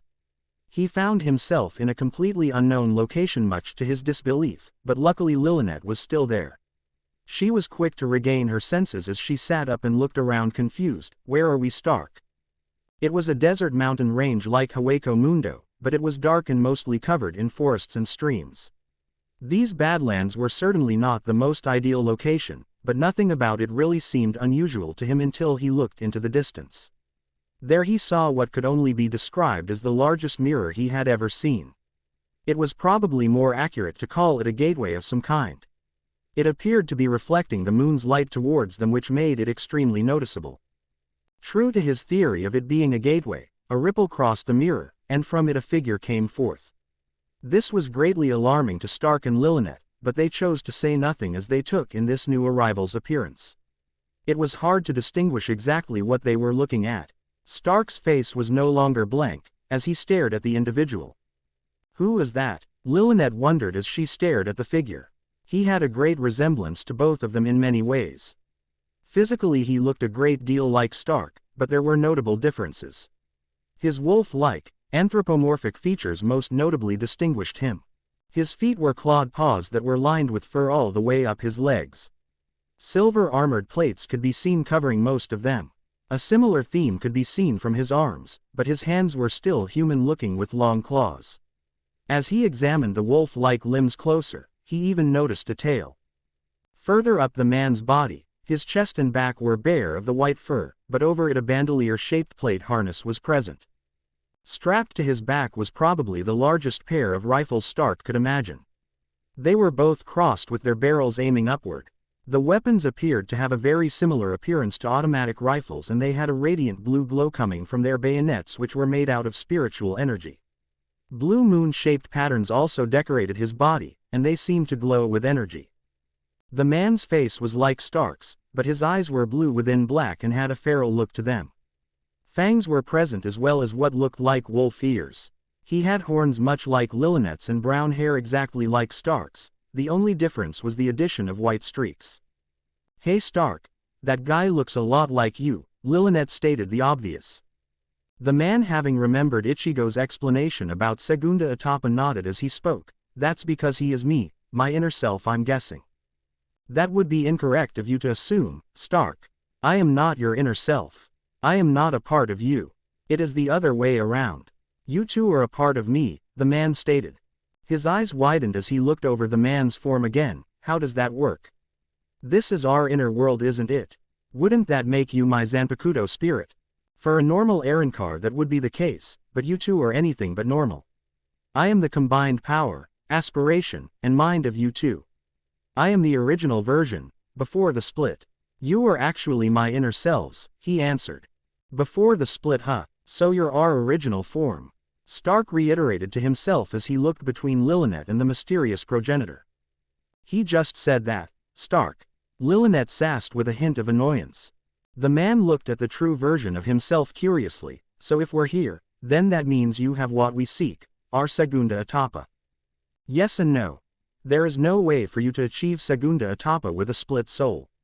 Therefore only one solution exists, the true Stark said slowly. Stark and Lilynette immediately picked up on what he was referring to and traded shocked looks with one another. Both seemed extremely hesitant and distraught by the very concept of such a thing. I know such a request is difficult to accept, but it is the only way for you to achieve what you're after. In order to become the truest version of yourself, you must cast away this separation of mind, body, and soul, the inner Stark explained. Stark got uncharacteristically mad at the suggestion and immediately voiced his objection. No. If what you say is true, then that would mean she would disappear. Stark. Lilynette said his name slowly as she thought of what to say. She could not find words and simply looked down for a moment. No price is worth throwing away Lilynette's life, Stark said resoundingly as he gave his inner self a strong glare. My life isn't the only one at risk here, Stark. He said we're both a part of him. You would disappear too, Lilynette said sadly. The man shook his head in refusal. I won't accept that. You can go to hell whoever you are. You're not us. If you were, then you would know that we could never do such a thing. Stark said in a low growl. I know that already, which is why I'm giving the choice to stay forever separated, or to become one once again, the inner Stark said calmly. I already told you that it's not going to happen, Stark protested, but was interrupted as Lilynette stepped forward. She spoke calmly. What would we have to do? Lilynette, we can't, Stark said dishearteningly. I can't let you sacrifice yourself just for the sake of making us more powerful. That price isn't worth it, the man said strongly. I've never seen you so emotional before, Stark. There's no reason to be afraid, Lilynette said with a sad smile. I can't be alone again, the man said as he looked down with a distraught expression. Lilynette shook her head. You won't be, we won't be. We have all of the others now, and something really important worth fighting for. I'd say that's worth sacrificing for, wouldn't you? This is not what I wanted for you, for us. You're my best friend Lilynette, you're the best part of me. Stark said sadly. She frowned. There is no other way. The inner Stark looked back and saw the large mirror in the inner world begin to ripple. Several cracks covered it now. I accept, Lilynette spoke softly to the inner Stark. Upon doing so, he dissipated and Lilynette began to as well. Stark then found himself all alone in this inner world. He looked around desperately and full of despair. Lilynette, Lilynette, where are you? The man shouted as he jerked his head around frantically. A brief silence passed before Stark came to the conclusion that he was alone. The man looked around hopelessly. I'm alone. Not quite, the voice of his inner self sounded from behind. Stark glared at him. Why? Why did you make her destroy herself? It was her choice. She cared greatly for you, and for your dreams. She didn't destroy herself, however, his inner self explained. I'm going to kill you, bastard, Stark said with a low angry growl. The inner Stark sighed. If you insist on it, have your resurrection. Stark immediately found himself in his resurrection form despite Lilynette not being there. He looked at his pistol curiously and wondered if she would talk to him. There was no voice. Upon looking up he saw his inner self draw a large, curved, and moon-shaped blade which looked a lot like Lilynette's. His inner self began to change form much to the man's confusion, and before he could even fathom what was happening, the inner Stark now resembled Lilynette. She was taller and more mature looking, and had the same wolf-like features of the former form. Both rifles were still strapped on the back as well. What the? Stark gawked at the adult-looking Lilynette version of his inner self. If you want to fight me, Stark, you'll have to fight the real me, the inner Lilynette said in a more stoic, but similar way that Lilynette would speak. The man backed away disbelievingly. Lilynette. Wrong. I'm Lilynette de los Lobos, your real Zanpakuto. Los Lobos is only a fraction of our true power, she said calmly. Stark looked at her incredulously. You're Lilynette. No duh, you lazy idiot, she sassed in a characteristic manner. Her disposition was much calmer and more mature than Lilynette's would be, but this adult version of her was definitely Lilynette in a sense. I don't understand, the man said, shaking his head in confusion. I thought you were gone. I'm a part of you. I'll never go away. Sorry to say, but you're stuck with me whether you like it or not. There's nothing to be afraid of, Stark. Even as one we're always together, right? Ichigo and the others are depending on us to be at full strength. Just trust me, she said. The man lowered his guard as she approached and let Lilynette embrace him. As she did so, the mirror in the inner world shattered into pieces and a bright light overcame both of them. Ex Hueco Mundo, Stark. Upon returning to reality, Stark now found himself back in Hueco Mundo. The Espada looked around incredulously as he tried to gain his bearings. Unsurprisingly, Lilynette was not there, and he himself was now in his Segunda Etapa form. The strange part, however, was he felt like he was still the same person. He even looked like his true self from his inner world. Lilynette, was all Stark could say as he stood there brooding in silence. What, Stark? He heard from behind him. The Espada jerked around and looked shocked at the sight of Lilynette in an adult-like form similar to the one he saw in his inner world. He looked at her confused. How are you, like that? I thought you disappeared when I achieved this form. I'm not sure, Lilynette replied disbelievingly. We mirror each other in appearance. You look just like I do, he remarked. I'm big now. Is this Segunda Etapa? Why are we still in two bodies? She said, shocked. Stark shook his head. I don't know. Try going back to normal. Doing as instructed, Lillinet attempted to return to normal along with Stark. Their forms quickly dissipated and returned to normal, only with one notable exception. Lillinet was still adult-sized now. Despite her increase in height and added curves of maturity, Lillinet was still quite lithe. Her clothes looked entirely too small for her now, which caused Stark to immediately look away. You should probably put something on. Here, take my coat. Lillinet took his coat with a somewhat embarrassed expression. What the hell happened? I don't understand any of this. Neither do I. But I'm just glad you're still here. Come on, Lillinet. Let's go back to Las Noches, Stark said as he began to take his leave. The older-looking Lillinet looked at him incredulously. How are we going to explain this, everyone? We'll just say it's a side effect of Segunda Etapa. I won't pretend to understand what happened, but we achieved what we set out to do. Now we need to regroup with the others, he said in a responsible way. Lillinet couldn't help but grin. You're in a good mood. I never see you this anxious to do anything. Wait for me. The lime-haired woman now chased after Stark, and the two of them were soon on their way back to the palace. Lillinet looked up at the sky again with an amazed face. Look, Stark, the moon's almost full now. He turned his gaze skyward and looked wide-eyed. You're right, only a sliver remains. I wonder what's happening. Stark looked at Lillinet for a moment, trying to process how she was still there. I thought my inner self absorbed her. Why did she become like this? Well, I guess I can't complain. At least she's still here. Ichigo and company, the Abyssal Scar. Ichigo and his new entourage of followers were nearly across the Abyssal Scar now. They had been traveling non-stop for the past day at high speeds, and were nearing the outskirts of the Manos Highlands. As they flew over the back of the pit dweller betas, Ichigo focused his attention on the moon, which began to fill out even more into a gibbous and nearly full state. The moon's light is returning to it. It's almost full, Ichigo remarked as he looked at it with amazement. Ulquiorra turned towards it as well and had a surprisingly expressive look on his face. I can sense the others from it. Haribel, Barragan, Stark and Lillinet. Lunaryu's light has awakened within them, Eclipse remarked with a joyful voice. It has. What does that mean? Have they achieved Segunda Etapa? Ichigo wondered. Why isn't it full yet then?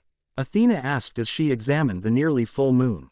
Only the king can fully reawaken Lunaryu's light, Eclipse said as she looked over at Ichigo. The Hollow King noticed Athena, Yin, Yang, and many of the others give him unusual looks. Athena herself had an unusual expression that Ichigo could not fully discern. She was clearly experiencing a strong emotion for him, but appeared sad in a way. Ichigo thought about it as he made eye contact with the former Primera. She loved Zangetsu, this must mean a lot to her. But, she's sad. Is it because I told her that I'm not the same Zangetsu she cared so much about? How can Ichigo do that? He has already achieved Segunda Etapa. Ulquiorra said to the Supreme Alpha. Eclipse looked back at him and quickly answered. When Lunaryu reunites, the king will know what to do. So, Ichigo is your real name, King White? Yin asked as the beta she was riding on flew closer towards the Hollow King's ride.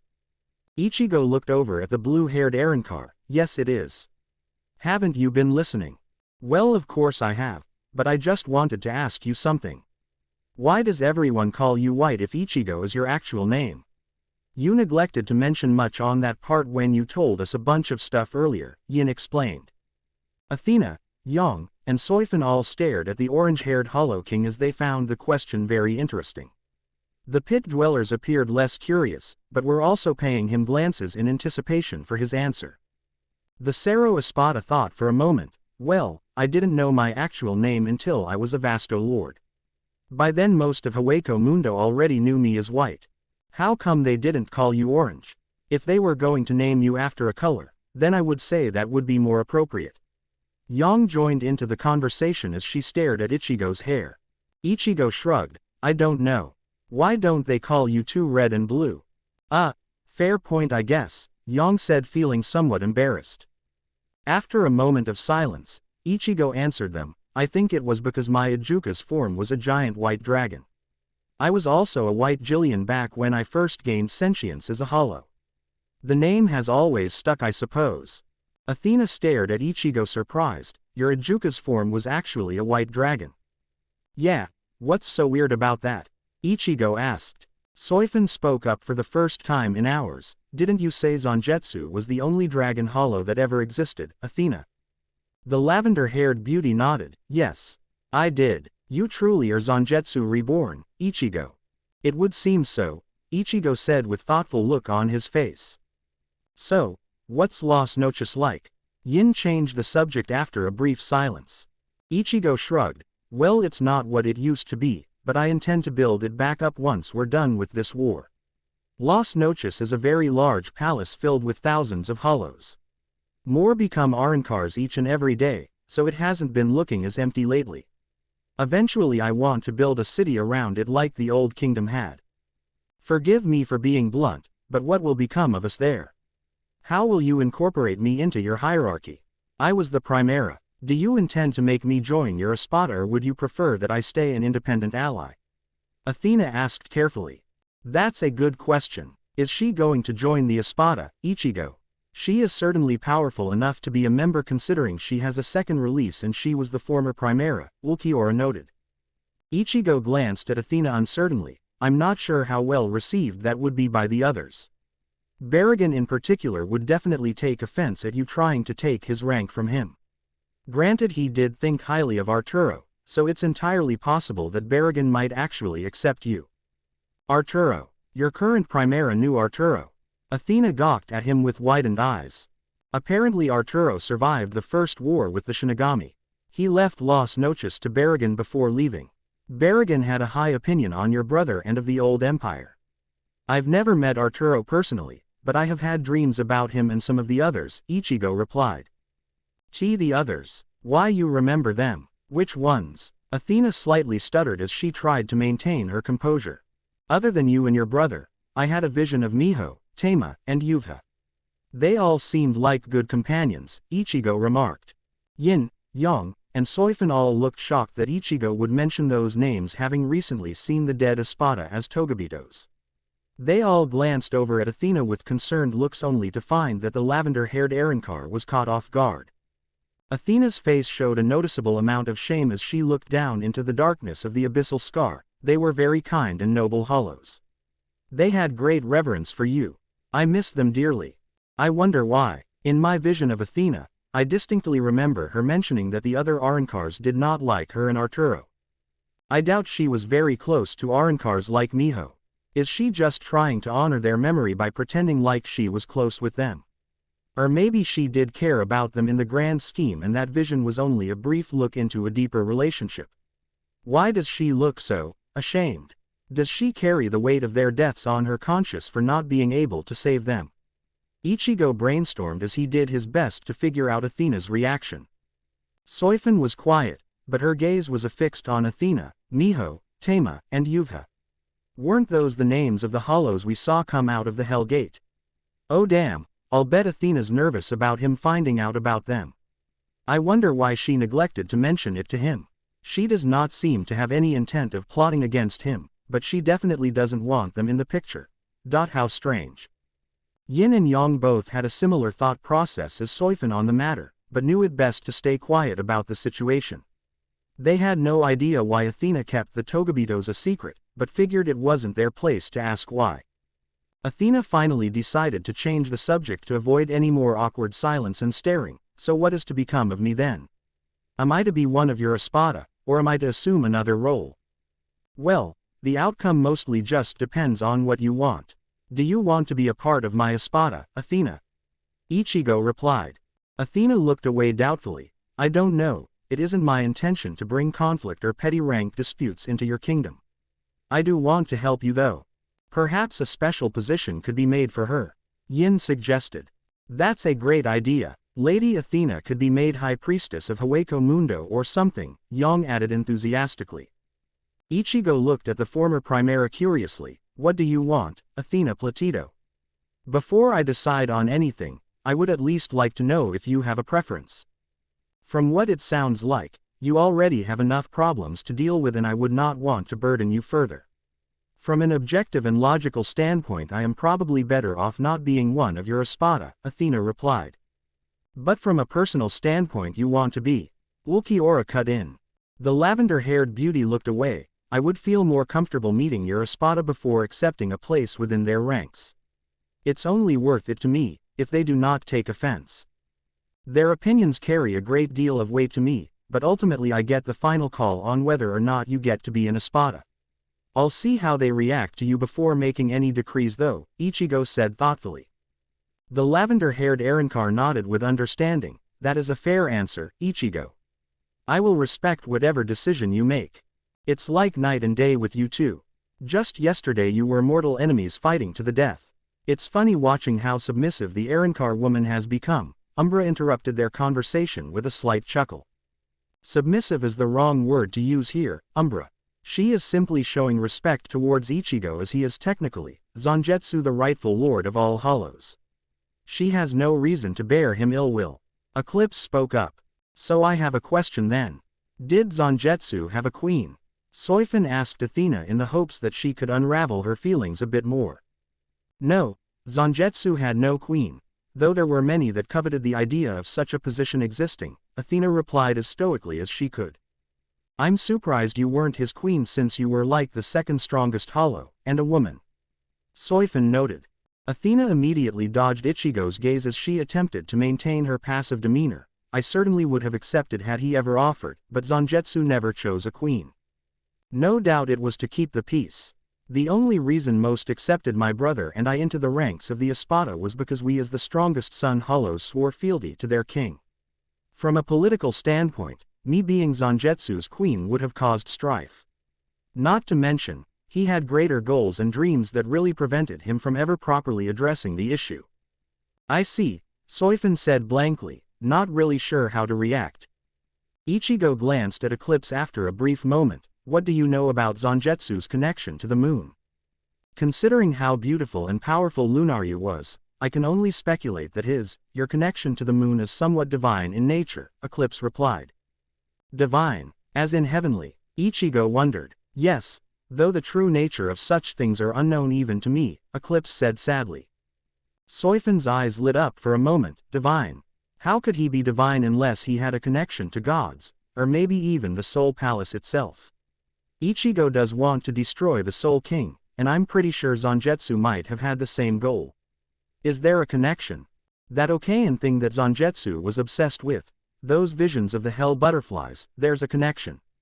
Isn't the Okayan a key to the Soul Palace? Why would Zangetsu have had one before becoming a hollow unless he had some connection to it? Ichigo realized. Say, Athena, what do you know about Zangetsu's Okayan? Ichigo asked the purple-haired Arrancar. She looked at him solemnly. I mean Zangetsu gave it to my brother to hold on to. I have no idea what became of it, or what it even was. All I remember is that you were obsessed with it for some reason. An Okayan is a key to the Soul Palace. Why would Zangetsu have had one of those? Soifin gawked in disbelief. Everyone's eyes went wide as various reactions of shock swept among them. Nobody spoke for a long moment as they all tried to understand the gravity of the situation. Finally Athena spoke up. A key to the Soul Palace. I wonder if Zangetsu knew what it was. If he did, it wouldn't explain why he gave it to Arturo to hold during the war. Although I'm pretty sure there were secrets between the two of them about it. If your brother had it, then where is that Okayan at now? Yin wondered. Athena shook her head. I don't know. I don't even know how Arturo died. It's still surprising to hear that he survived the Great Purge. I have no doubts that he took it to the Soul Society with him when he left Barragan to watch Las Noches. I guarantee that it's back in their hands unfortunately, Ichigo said shaking his head. We're almost across the abyssal scar now, Dusk spoke up for the first time since they left. Will the other pit dwellers be able to cross far into the Manos Highlands? Athena asked curiously. Eclipse nodded. On this side they can. Moonlight does not bother the colonies like sunlight does. The journey's still a long way once we get over the abyssal scar. Though if we're flying the whole way we can probably get there within the day, Ulquiorra noted. Onward then, Eclipse spoke, causing all of the pit dwellers to fly faster. Ex-Serite Squad 1 Barracks. At the heart of the Soul Society in the Squad 1 barracks, another captain's meeting was underway. Gathered currently were all active captains, lieutenants, and visors. Pure tension filled the room as its inhabitants stood in anxious silence staring at the newest arrivals to the meeting. Kazuki Urahara along with Yoruichi, Kukaku, and Isshin all walked into the room with serious expressions. Yamamoto was quick to address them. You had better have a good reason for requesting a captain's meeting on such short notice, Captain Urahara. I assume you have something relevant to share with us. Of course, Captain Commander Yamamoto, Kazuki nodded. I have news from the Zero Squad. Everyone in the room perked up disbelievingly at his statement and broke into an uproar of various comments. What? The Zero Squad has new for us? Yukitake gawked. Toshiro's eyes were wide with amazement. The Zero Squad. Tell me they're going to help us. Things have been looking grim as of late, Komamurua added with a heavy sigh. This is indeed relevant. How did you receive a message from them? Yunohana asked seriously. Urahara looked around at the room's shocked inhabitants and answered, Yoruichi, myself, and Kukaku Shiba here all went to the Soul Palace and contacted them directly. I informed the Zero Squad of our current state of affairs and warned them of the Quincy's and of the Hollows. They were very much concerned about both enemies. You used the Shiba clan to reach the Soul Palace then. Yunohana noted as she looked at Isshin and Kukaku. You contacted the Zero Squad without my express authority. Yamamoto asked dangerously. Kazuki nodded his head calmly. Yes sir, I did. You bring shame upon the Gote 13 by admitting our failures to the elite royal guards. We have the enemies under control. You had no reason to go over my head and beg them for help. Yamamoto bellowed angrily. With all due respect, Captain Commander, our pride should not be worth more than the safety of the Soul Society. We all know how powerful White is. Based on what we learned from Captain Soifin, he's got his own Arankar army. It's probably growing larger by the day. Even if we were to quell their numbers, we still have this Quincy threat according to Captain Shiba. It may be shameful to get help, but I'd rather suffer a bit of shame and see the Soul Society safe than have the Zero Squad intervene after all of us have died. I think I speak for many of us in this room when I say that we have the deck stacked against us. We asked the Zero Squad to help us and they have agreed, Yoruichi ranted. Yamamoto rose a brow disbelievingly. They have. The Zero Squad's duty does not extend to the Gote 13. They are not allowed to leave the Soul Palace under any circumstance. Well, you might want to look outside sir, because they said they would come down here to speak with us directly at the Sokyoku Hill, Urahara explained. That's preposterous. You expect us to believe the Zero Squad is going to come down here right now? Chojiro interrupted with a doubtful glare. Yunohana traded a serious look with Yamamoto before speaking. What did they say about the Hollows? You can ask them yourself when they arrive. We should probably get to Sokyoku Hill before they land, Urahara explained. Kyoraka shook his head confused. Wait, so let me get this straight. You four all got the Soul Palace to acknowledge our problems down here. How the hell did you convince them to intervene? It's a long story, Captain Kyoraka, just come along. I'm sure we'll explain everything once they get here, Yoruichi added. Everyone assemble at Sokyoku Hill. We will speak with them, Yamamoto commanded as he began to make his way for the exit. Everyone quickly followed behind him. As they walked out of the meeting room, Karen and Rukia were standing nearby awaiting them. Without delay they followed behind the captains and lieutenants towards Sokyoku Hill. Soul Society, Sokyoku Hill. Upon arriving to Sokyoku Hill, the various captains, lieutenants, and other Shinigami all gathered around in anticipation for the arrival of the Zero Squad. They weren't waiting long thankfully as their timing appeared nearly perfect. Falling from the sky, at blazing speed, a pillar-shaped object came into view. It descended with incredible precision and landed directly in front of the gathered company of Shinigami. Many of the younger members looked extremely anxious as they were practically holding their breath. The older captains looked calm and stoic as the pillar-like object opened up revealing 5 figures. Figures they'd come with Tenchirin, Yunohana said shaking her head. From the pillar, the 5 figures stepped forward. Every Shinigami present minus some of the captains gawked at them in both amazement and surprise. They were not quite what some were expecting, but looked quite prominent nonetheless. Their group consisted of 3 men and 2 women. The front and middle man was bald with a large beard and a huge beaded necklace. He was a very bulky man and had the look of a monk of some kind. His face was warm and inviting, which was somewhat surprising. Another one of the males was very tall, lean, and somewhat scary looking. He had black hair fashioned into a somewhat ridiculous-looking pompadour hairstyle. He had a stick in his mouth for some reason, and his bare chest was exposed beneath his open white coat. The third male was shorter and looked surprisingly out of place. He wore sunglasses and had puffy black hair with the sides of his head shaved. His attire looked like he was trying to be a rock star in Karen's opinion. Of the two women, one had long purple hair and turquoise-colored eyes. She was remarkably beautiful with a slender but curvy figure. She wore dark lipstick, had two curved markings below her eyes, and possessed a bust that put even Rengoku to shame. She wore a standard-looking Shinigami attire with a white Zero Squad coat, but shared a fair amount of cleavage with her Shihakusho. The other woman was shaped in a tall, slender figure with a much more appropriate attire. She had long black hair that was mostly put up in the back into some type of golden headpiece. The headpiece greatly resembled a crescent moon, oddly enough, with many golden lines extending out of it. Her haori had extra long sleeves where her arms could be seen folded in front of her chest. Behind her back 6 skeletal arms extended out from behind her. The woman's face was beautiful and graceful and was accentuated by red lipstick, dark eye makeup, and purple eyes. After a brief and awkward moment of staring, the Shinigami were drawn from their thoughts by the tall male with the ridiculous hair stepping forward. He shook his head at them. The badass Zero Squad is finally here. Several people present deadpanned at his comical introduction.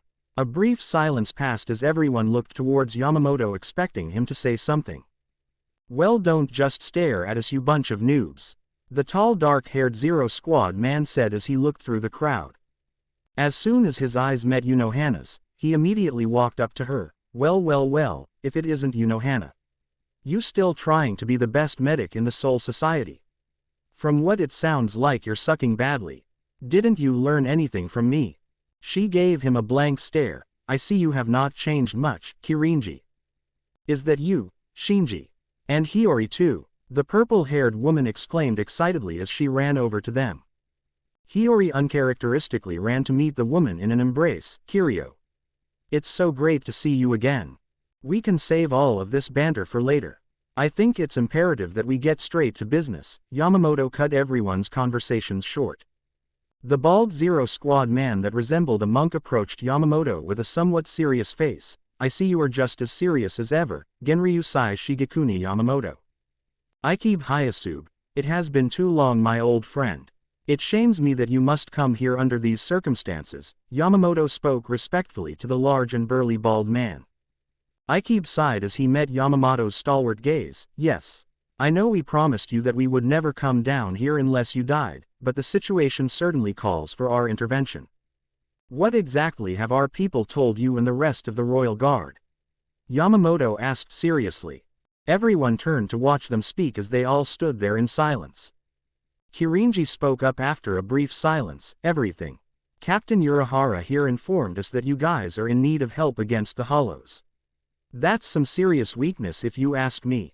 The Soul Society has never been threatened by Hollows before. You guys are soft as hell. If they've told you everything, then you should probably know that the Hollow leader is a serious problem. He's not like any Hollow we've ever faced before. He's a powerful Arrankar and is building an army of Arrankars which he intends to invade the Soul Society with. He wishes to slay the Soul King too. He even destroyed the Sekiseki stone barrier. You have no idea how powerful he is." Toshiro interrupted boldly. Kirinji looked like he was about to say something, but stopped when the dark-haired Zero Squad woman stepped forward. She looked at Toshiro condescendingly. "This little runt is a captain. Standards have certainly fallen since I was a captain." "What did you just say?" Toshiro said angrily, but was quickly knocked down a peg as Kirinji slapped him with a paddle, lightly knocking him down. "He's definitely not fast or tough. No wonder you guys are scared of a few Arrankars, when you have captains like this. Is this what the Gote 13 has been reduced to, Unohana?" Kirinji said, half disgusted as he looked over towards the former Kenpachi. "Hey, listen, asshole, it's not like we're dealing with a few Hollows here. Several captains betrayed us and they have this thing called the Hog. Hiyori tried to speak up. Hogyoku, we know. Urahara has told us everything. Y'all need to relax and just listen for a minute, the man with sunglasses interrupted. Namaya is right. We know all about the Arankars and the Quincy threats that are looming on the horizon. That brings us to why we're here.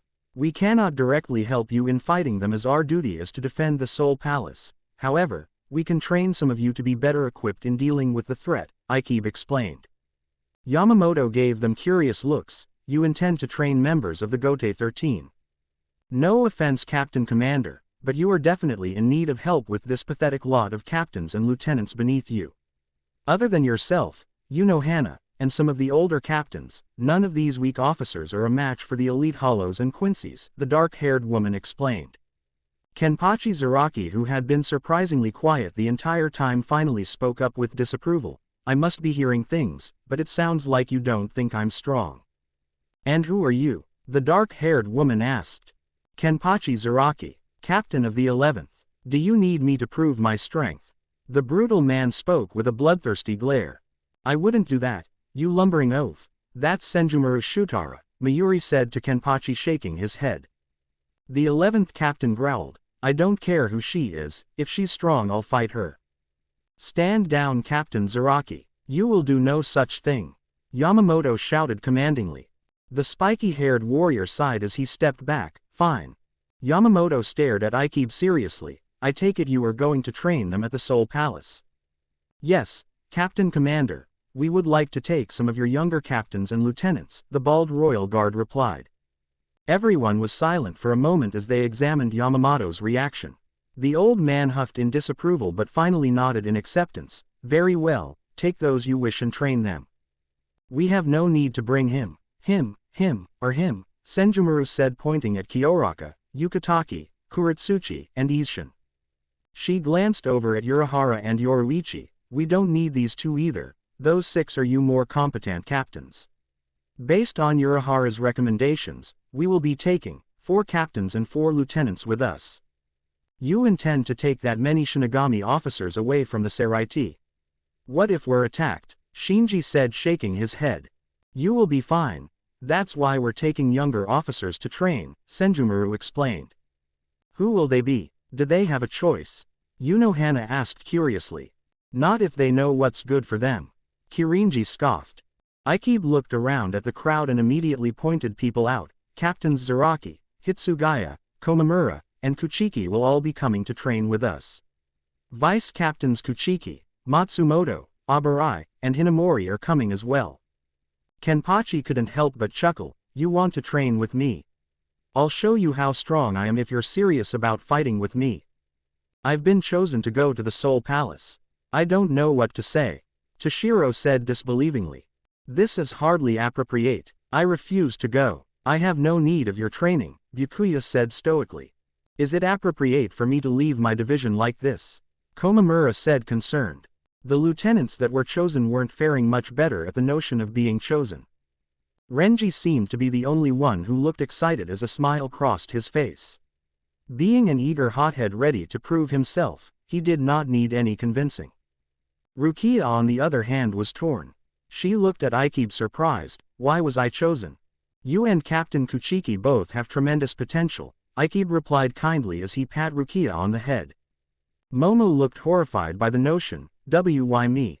The Zero Squad seriously wants to train me. You look like you could use it the most if you ask me, Tenjiro Kirinji laughed. Rangaku seemed somewhat thrilled after her initial shock and immediately ran over to Toshiro. You hear that, Captain? The two of us get to go together. Who will watch the 10th division then if we're both gone? Hitsugaya wondered. I can do that, Isshin spoke up, catching their attention.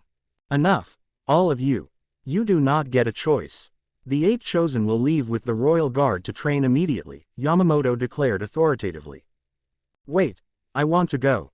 Hiyori said, annoyed. Kiryu, tell them to take me too.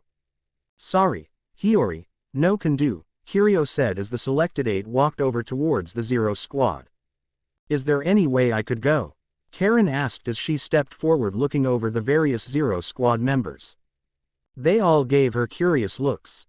Kirinji was the first to voice his disapproval. You're a kid, we've already got enough babysitting to do up there with the white-haired kid. Toshiro looked like he wanted to say something but decided against it. Karen, you can't go to the Soul Palace. Isshin immediately protested. Urahara looked a bit surprised by her asking, but Yoruichi didn't. Senjumaru looked at Karen for a moment. She seems promising, but untrained. She can come. Shutara, are we seriously bringing another one?